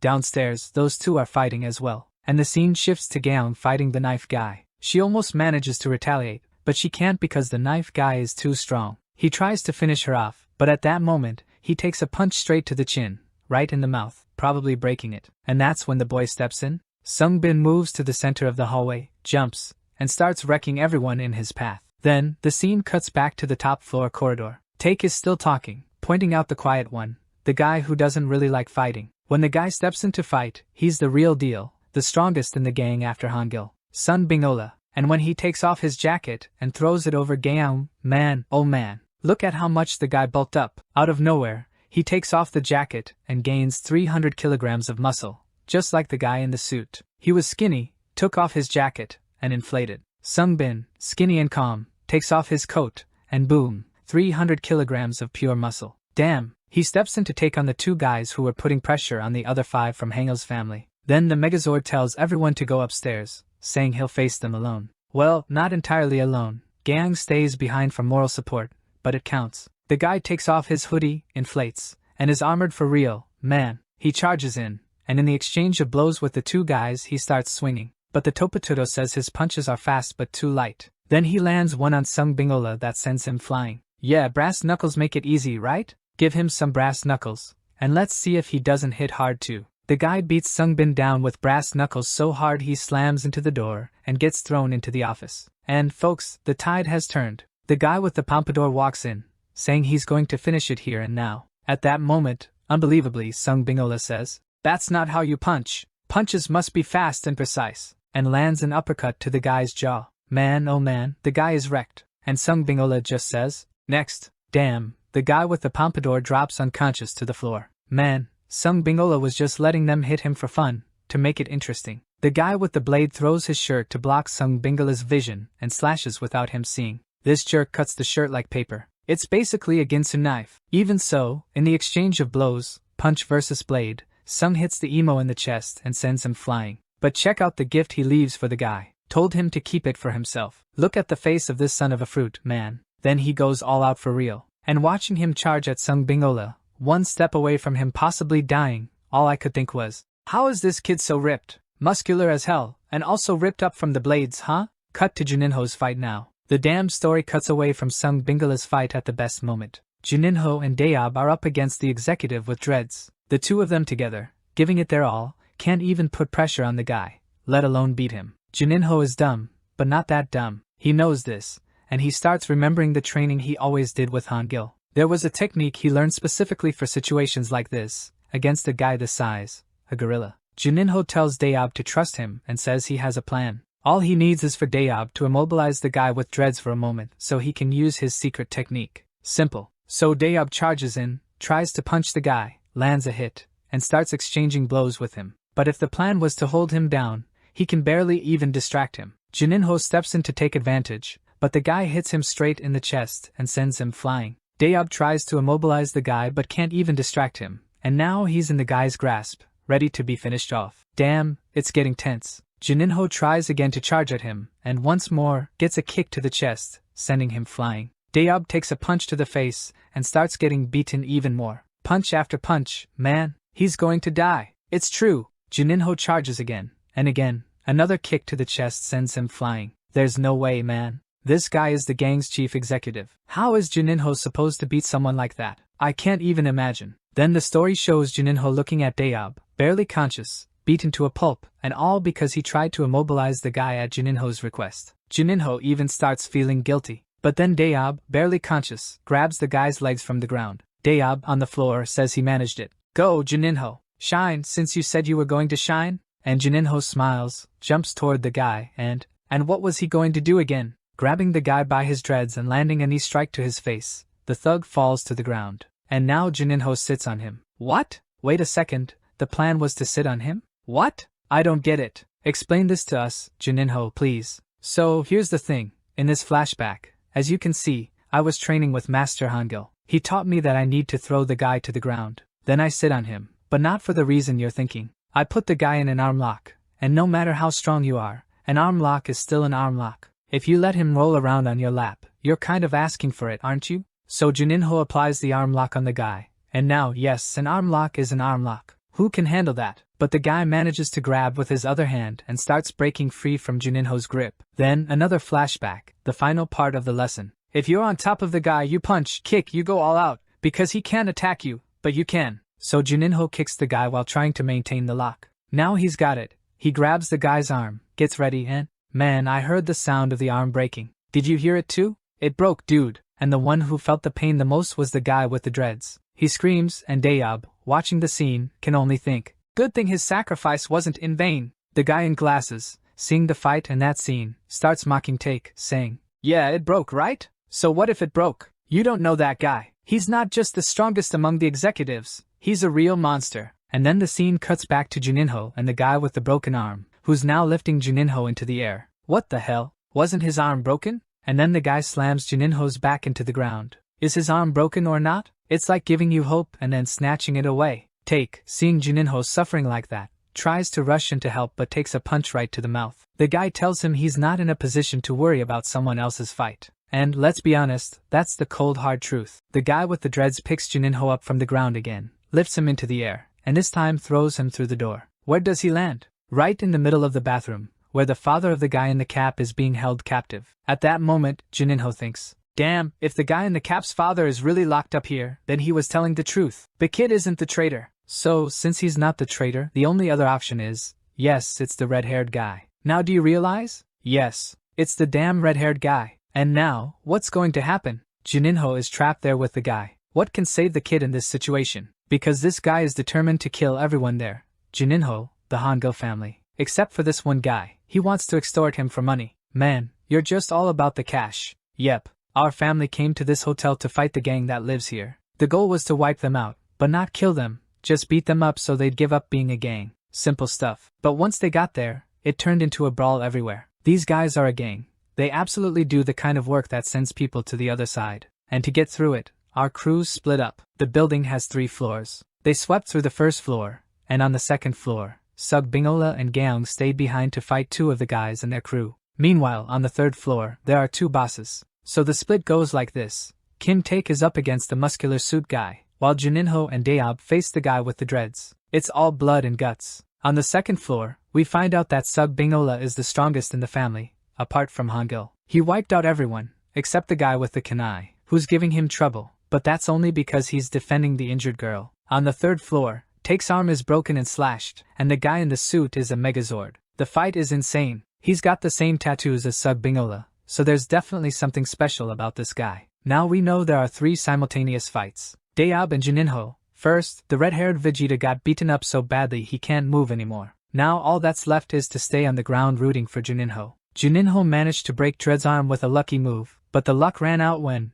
even with a broken arm, the guy threw him against the wall and started drowning him in a bathtub. Man, this is getting really dark. Things are starting to feel like a horror movie. Juninho wasn't just about to be defeated, he was about to die, though dying also counts as a defeat. That's true. Back on the 2nd floor, Sug Bingola, the knife guy, admits that the opponent is too strong. If it weren't for the injured girl he's worried about, he would already be just as wrecked as the others. And during the fight, Sug Bingola even recalls a nightmare he had about his old miserable life. He remembers waking up and having lunch with his new family, the most awesome group ever. Then it cuts again to Kim Taek, trying to put pressure on the suit guy, while suit guy says he should have joined Haegwang when he had the chance. Taek throws a kick, and the guy catches it. Then he spins midair and lands another kick with the other leg. This time, it connects perfectly. I'm going to kill you now. Take this, take this, take this. The guy keeps pounding on him, hitting his ribs, his broken arm, and when he falls to the ground, the suit guy humiliates him even further. This, by the way, shows how cruel the guy is. He steps on the broken arm of a fallen man, and when he's about to directly strike the arm again, Taek is screwed. Daeob can't do anything but stand there watching. Oh, come on! Is no one going to do anything? Seriously? Someone, please, do something. Breaking an already broken arm is just cruel. Then, suddenly, Sug Bingola shows up and punches the suit guy. But then the suit guy wonders, what's going on with the 2nd floor crew for this guy to be here? And as for the 2nd floor crew, let me show you, buddy. These guys didn't even stand a chance. This other one put up a decent fight, but look at him now. And this one? He's going to need a wheelchair and a new knife. Man, even the knife broke into pieces. Imagine what happened to his teeth and spine. Deserved. The monster has arrived. Sug Bingola, all dark and menacing. He doesn't say anything out loud, but in his mind he thinks, man, I just got chills. Gives me goosebumps. You're crazy. It doesn't matter if I die here, but my family can't. So I'll protect them with my life. Meanwhile, Juninho is still being drowned nearby. And me? I don't even care right now. I want to see this fight. Sug Bingola rips his shirt off and declares he's going to wreck this guy too, just like he did with the entire floor below. He immediately starts trading punches. He tries 3 times, 1, 2, 3. On the 4th, the suit guy dodges, but Sug lands the first hit on his jaw. Taek, watching, tries to seize the opportunity. He goes to hit the guy while he's down, but the suit guy not only dodges but nearly kicks his head off in the process. Again Taek? He's lucky Sug Bingola steps in and defends him once more. Man, there's no staying calm reading this. Taek is trying to help, but he's not on the guy's level and is injured. Sug Bingola tells him not to interfere, especially since he knows this guy. He has unfinished business, and just needs to end this himself. It's personal and rooted in the past. And now, it's truly a fight between 2 equals. Taek and Daeob are just watching now because Sug Bingola is going to destroy the suit guy. And how's Juninho doing? Is he going to drown? Or not? And he died. The great Sungbin, known as Sug Bingola, ripped off his shirt and showed off his muscles. Thanks to him, Taek won't die in this fight today. We now know Sug Bingola is the strongest among the strongest in Hangul's family. After taking on 2 guys on the floor below all by himself, now he's up against the executive in the suit, who's also ripped. Taek says he wants to help in the fight, but Sungbin says it's unnecessary. And there's another thing. This fight is personal. It turns out Sung knows this guy. Cue another flashback. Oh, there's also Juninho's fight. He's still being drowned, but he's got a good lung capacity, so he can hold on. In the past, Sung Bingola lived in an orphanage and was happy there, though he had his frustrations and rebellious phases. Because of this, he would sneak out sometimes to brood. Who hasn't, right? On one of those days, in an alleyway, he witnessed a murder. And guess whose murder it was? None other than the guy in the suit. Yes, him. His name is Han Young-min. The guy in the suit, back then, 8 years ago, worked as a mafia hitman. His job was to eliminate other mafiosos. That day, he only spared the witness because the kid begged, saying he was from an orphanage. Somehow, the man sympathized, but then, the scoundrel left one crime to commit another. He went to extort the orphanage over the boy's life, and even though the director handed over the money, she was struck on the head and, during the mafioso's operation, passed away. So yeah, that's how it went. In the morning, the guy kills someone in an alley for work. By lunchtime, he's robbing an orphanage and claiming another victim. This guy's schedule is packed. By nightfall, he can probably squeeze in a couple more kills. It's true. After that day, with the director's death, the orphanage was shut down, and the children were separated and sent to other orphanages, except for Sung, who ran away that day. The boy felt guilty for everything. Because of him, the director died, and all the children were separated. So he vowed to get revenge on the executioner. He tried to trip the guy up but ended up on the ground, obviously. Someone like him could never be taken down by a child. And if the director's death scarred the boy, that day Han Young-min took a blade, slashed the kid's forehead, and left a scar to remind him that weak people like him must get used to always losing, always. And that's why Sung wears his hair like that, to hide the scar. Now, more than 8 years later, with the kid all bulked up, he says it's been a long time since he last lost and starts handing out beatings. He starts with punches to the stomach to soften him up, then moves higher. The guy tries to block, but he can't keep his guard against the kid and ends up taking several hits to the stomach. Man, each punch is brutal, gorgeous, even. He finishes with a punch to the stomach that sends the guy flying. Man, if a guy rips his shirt, makes that face, and walks toward you like that, what do? You just give up and walk away, man. And he did all this with strawberry juice pouring like crazy from the wound he got in the previous fight. Meanwhile, Take is picking up Daeob's remains, who's lying nearby, battered. Juninho, afterward, is fished out of the bathtub where he was drowning. When the guy in the suit gets up for round 2, if Sungbin ripped his shirt to show off his muscles, now his mentor is doing the same. Youngmin takes off his shirt, revealing tattoos everywhere, even demonic symbols, marking him as a killer. At that moment, Youngmin admits that the boy he calls Trash Bag has grown stronger but still insists he's going to lose. And now it's action again. The two go at each other, shirtless, trading punches, and now it's evenly matched. And everyone knows, right? Just by taking your shirt off, you get stronger. It's scientifically proven. But as soon as the guy in the suit takes his shirt off, he starts gaining the upper hand. You remember? Come at me, bro. You know why he won? He was shirtless. The fight, which had been balanced, starts to tilt in favor of the more experienced guy. In the middle of the fight, another flashback plays. After the day Sung got the scar on his forehead, he lived on the streets and tried multiple times to take out the guy but always failed. That went on until the day he got used to losing and was about to give up on everything. That was the day he met the man, the god of the streets and brawls, Cho Hangul. And despite being a demon to those who deserve it, he also has a good heart for those who deserve kindness. He took Sungbin in, and from then on, Sung began to truly have a happy life. One subtle detail. He always keeps his hair long to hide the mark and has a tattoo on his left arm to cover the scars of his past. If you picked up on that, good for you. And now, in the middle of a fight he was starting to lose, comes the final piece of the flashback. That day was the night before their fight, and Hangul, in the bathroom during the early hours, shared a personal moment. Sungbin, let me tell you something. Go ahead, man. Hey, are your hands clean? What do you mean? I'm washing them right now. Then grab mine and shake it. Just kidding. What?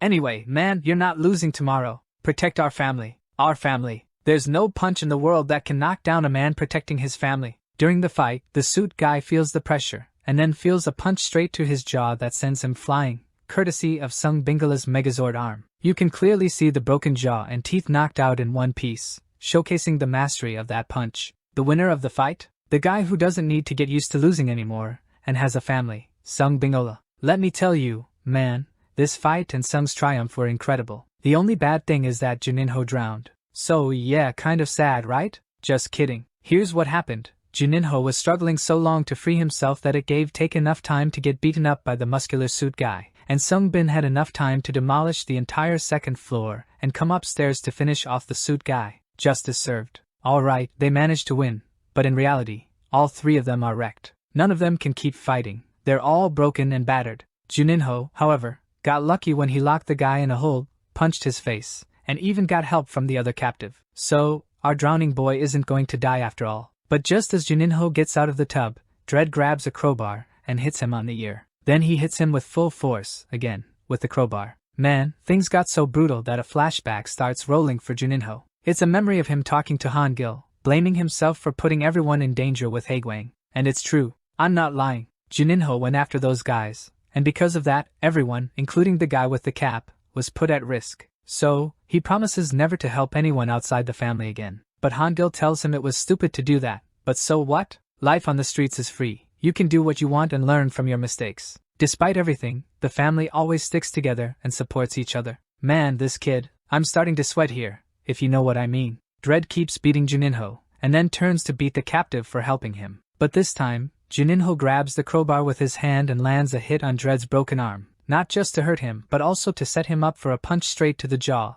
likely knocking out a few teeth. Now things are different. If Juninho was lacking anger before, he's got plenty now. He dodges, lands a punch to the guy's stomach, and as the guy charges again, before he knows it, Juninho's foot is already hitting his head. Juninho is either deeply inspired now, or full of rage, which is basically the same thing. And take note, everything the kid has learned in the past, he's using it now, over and over. Now it's Dread's turn for a flashback. And as always, whoever gets a flashback is the one losing. That's a great sign for us. Dread sees Juninho fighting with everything he has to protect his family. And wouldn't you know it, the miserable guy had a family too, a group just like this, that he fought to protect. But one day, they betrayed him, and that's where the trauma comes in. Naturally, he was betrayed, and on the same day, since he was such a good fighter, he destroyed his own family and everyone who was with them. But from that day forward, he only believed in business and power. That's when the founder of Haegwang appeared and offered him a place in the gang to start working for them in their shady business. The guy joined to become a clandestine gravedigger. Look at that. I just found it a bit too convenient that on the same day he fought with his family, got betrayed, destroyed them, and then immediately the founder shows up to offer him a spot in the gang. It felt a little orchestrated, didn't it? Anyway, since then, he's kept his distance from people and only forms relationships based on power. Today's the day a teenager lands punches on his face. How did this ever happen? He wonders. He can't accept it, and immediately punches the brat who's challenging him. Grabbing his shirt, he headbutts him and throws the boy far away, all fueled by pure rage. See how anger gives people strength? But just as it works for one side, it works for the other too. Juninho isn't giving up either. He looks up, and it's clear, he's going again. He lands a kick that seems to have broken the guy's arm too. Huh, did it break? Of course, it did. It must hurt like hell. My arm, man. Told you so. Then comes a punch to the face. And if that wasn't enough, another one, and another. Now it seems like the brick, Juninho, might actually be broken. But when he looks up, the boy is still standing. This makes him even angrier. We're used to seeing this boy take a beating, but this time, when the guy comes in with a kick to the face, Juninho takes a step to the side, dodging with the most stylish move ever, and punches the thug right in the mouth. Now things are changing. So much anger, man. The guy with the dreads doesn't understand what's happening. He tells Juninho that this fake life of family is useless. In the streets, there are only two types of people, those who are used and those who use others. Even angrier now, he asks Juninho which one he wants to be and attacks again. But Juninho, with a sly smile, grabs some water from the bathtub and throws it in the guy's face. He says, "Street fights must have blocked your vision of the world." Then he grabs an iron pipe, jumps, and says he's going to unblock his vision with some good old blunt force. Man, this guy's tough. Now, let's pause for a moment. Juninho explains that his life has always been filled with suffering and constant beatings. That's what led him to the streets. But ever since he met this group, his life of fear changed. Now, besides being accepted, he no longer has to feel afraid because he knows that whenever he needs help, the people he trusts now are there for him. As he charges at the guy, look who shows up to back him up. Someone grabs the dread guy. Juninho then says, "Take this, you punk! I'm going to smash your head in. Don't mess with me!" Boom! The sound reverberates. After 5 days of intense fights, we finally have the winning side. They can't even stand anymore, but they've won. Everyone played their part, some more, some less, but in the end, it worked out. Juninho was the star and took down the boss. Now, where's the father of the guy they came to rescue? Juninho searches and searches but can't find him. No one saw when he disappeared. He goes looking for him. Not in the corridor, not on the first floor, not at the entrance. He grabs the first guy he sees to try to get information. The worst part is, the minions refuse to spill anything. They take beatings but still say nothing. And since Juninho isn't the strongest when it comes to extracting info through brutality, he goes to search the basement without any leads, down to the parking lot. Picture this, Juninho, with malicious intent and a nano machine full of hacks. Just imagine.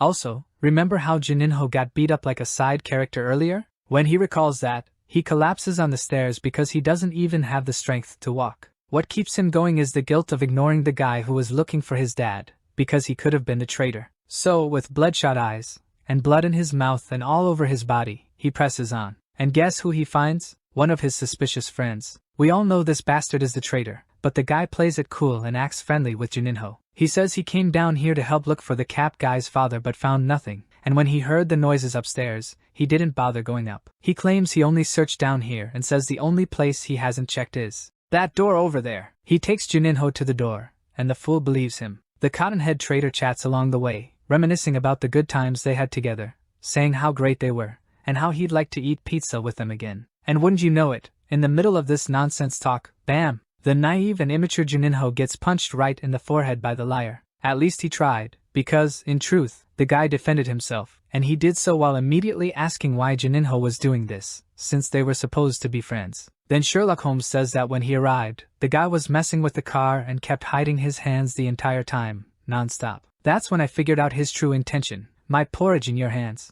No, wait. Then it shows us the car. We realize, yes, the kid's father is inside the car. Look at all this blood here, man. Juninho, furious, attacks again, aiming straight for the guy's mouth and lands a hit, or not. Once again, the guy defends himself, even more easily this time. At this moment, the guy reveals that he's also an executive at Haegwang, and he's much stronger than Juninho expected. Notice how, out of nowhere, the boy inflates. It's like a tiny head on a giant body. Juninho tries again, attacks the guy, but he dodges easily and starts beating Juninho up again. The kid is about to break a world record for getting beat up in a single day. The guy could even take a penalty shot straight at his head. But just then, the guy in the cap shows up and saves Juninho from taking a penalty shot to the face. The guy in the cap arrives, exhausted, saying that he was supposed to be dead by now. This guy right here in front of us sent people to kill me, beat me up, and told them to bury me. But he left before they could finish the job. When he left, I got up, pulled out a knife, and told the guys, come on, I dare you. And well, I beat the guys who were there. It's that old saying, right? If you want something done well, pay a lot for it. Or there's another option, do it yourself. But if you're not good at it, how will you do it right? Pay someone who's really good at it. It's true. The two of them together now. Juninho apologizes to the guy in the cap because he didn't believe him and ignored his calls when he needed him. The guy says it's fine, no problem. What matters is that you came here to fight for my dad, right? When Juninho says yes, the guy responds, then let's take this guy down together. The villain, though, has a twisted sense of humor. He says, man, I saved you guys that day. You're going to do this to me? Juninho retorts, no, we're grateful. That's why we're going to destroy you with a lot of gratitude. And now it's 2 against 1. Out of nowhere, this dialogue happens. Then the villain goes after the two of them, lands hit after hit, and in 3 or 4 moves, both of them are on the ground. The guy with the knife pulls it out again, but the villain blocks it, saying, you're way too slow, and punches him in the mouth again. With both guys on the ground, the villain declares that in this world, what matters most is strength. And since he's the strongest here, there are few people in this city who can defeat him. Then he throws a few more punches at Juninho, here and there, and says that being the strongest gives him the right to do whatever he wants. He prepares to break Juninho's arm, but just then, a flying kick comes out of nowhere and knocks him onto another guy. Now look who's arrived, the newcomer says. Whoever's the strongest can do whatever they want. Well, now someone stronger than you is here. Let's see if I can do whatever I want. The delinquent complains, saying they had agreed he wouldn't get involved in Haegwang's affairs. But Hangyo replies, shut up. Don't you say the strongest can do whatever they want? So, do you have a problem with what I'm doing now? No. The strongest among the strongest is this guy, Cho Hangil. From the start, wherever he goes, he puts his cane on the table. People don't even dare try to challenge him. Now this delinquent, who was undercover, claims to be stronger than the guy with dreads who was already defeated. He beats up Juninho and the random guy in the cap and has the audacity to face this legend, this angel who's just appeared.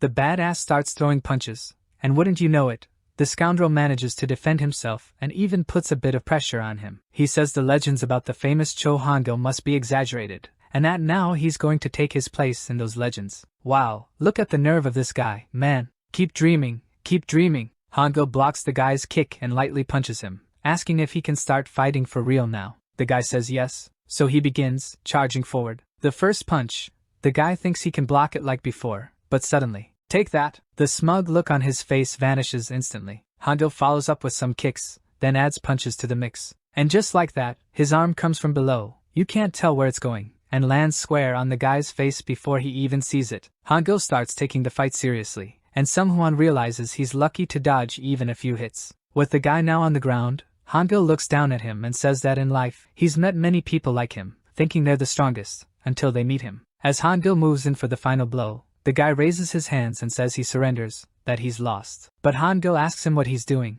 saying that things don't work that way. He can't just say he's lost and walk away. It doesn't work like that, and he's right. Then someone says that if Hangul lets him go now, everything that happened today will be erased from the higher-ups' knowledge. The whole fight between the family and Haegwang will be as if it never happened. He just has to shake his hand, let him go, and the deal is done. Hangul even moves his hand toward his, almost agreeing. Someone says it's the right choice to protect his family. Take that. Right in the mouth again. He didn't even see it coming. Someone says Hangul is insane for rejecting the deal, but the badass replies that he doesn't need to make any deals. By the way, he was just in a meeting with Haegwang's leaders moments ago. And bam, another punch, just to keep the momentum going. One more hit here, another one there. Someone would have taken even more if some lunatic on a motorcycle hadn't burst in, trying to run over Hangul but failing. The guy grabs the girl, puts her on the bike, and takes off. Yeah, that was someone sent by Haegwang to extract him. Lucky for him, because otherwise it would have been his last day on Earth. But there will be other chances. Just wait, man, just wait.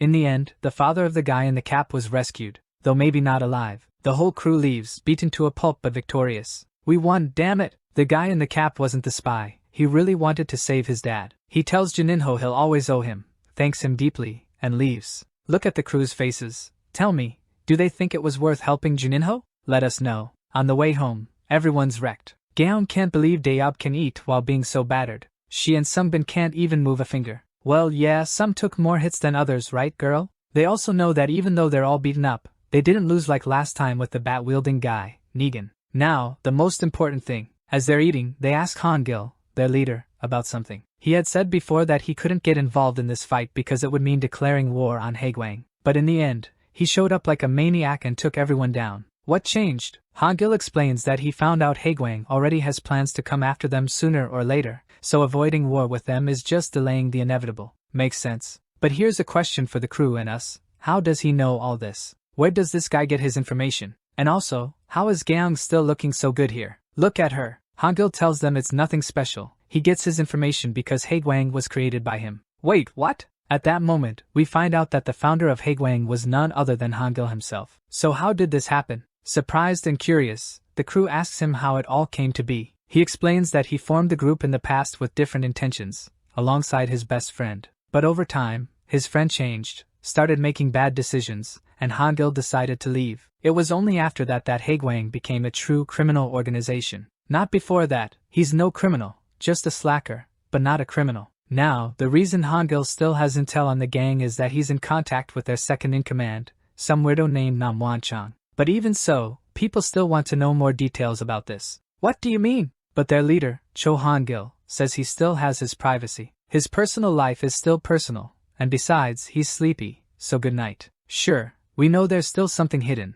because the next day, this is for those who remember that Hangul likes to read manga. Hangul has an old photo tucked away in one of those manga volumes. It's of a so-called best friend and the current gang leader, and judging by his face, you can tell there's more between them than simply going their separate ways. Thinking about it, I guess the fact that the gang is trying to kill Hangul's current family is a good reason, right? Yeah. Then, at a certain church that serves free lunches to beggars, homeless people, or the very poor who can't afford food, there are folks who like to go there to eat for free and still complain, asking for more. Well, no wonder they're chubby, right? Chubby. The guy from the church explains there's a fixed portion for everyone, to make sure nobody goes without. But even so, the freeloader, eating for free, tries to take more by force. So while Mr. Chubby eats and fills his belly with his friend, he says living on the streets is great. He feels young again. The only thing that would make it better is if he could join a gang like Haegwang. That would be awesome. He even says he'd kill to join a gang like that. Hearing their conversation, the church guy walks up to the freeloader. He says that, here in the church, they serve food to those who can't live honestly but are at least trying,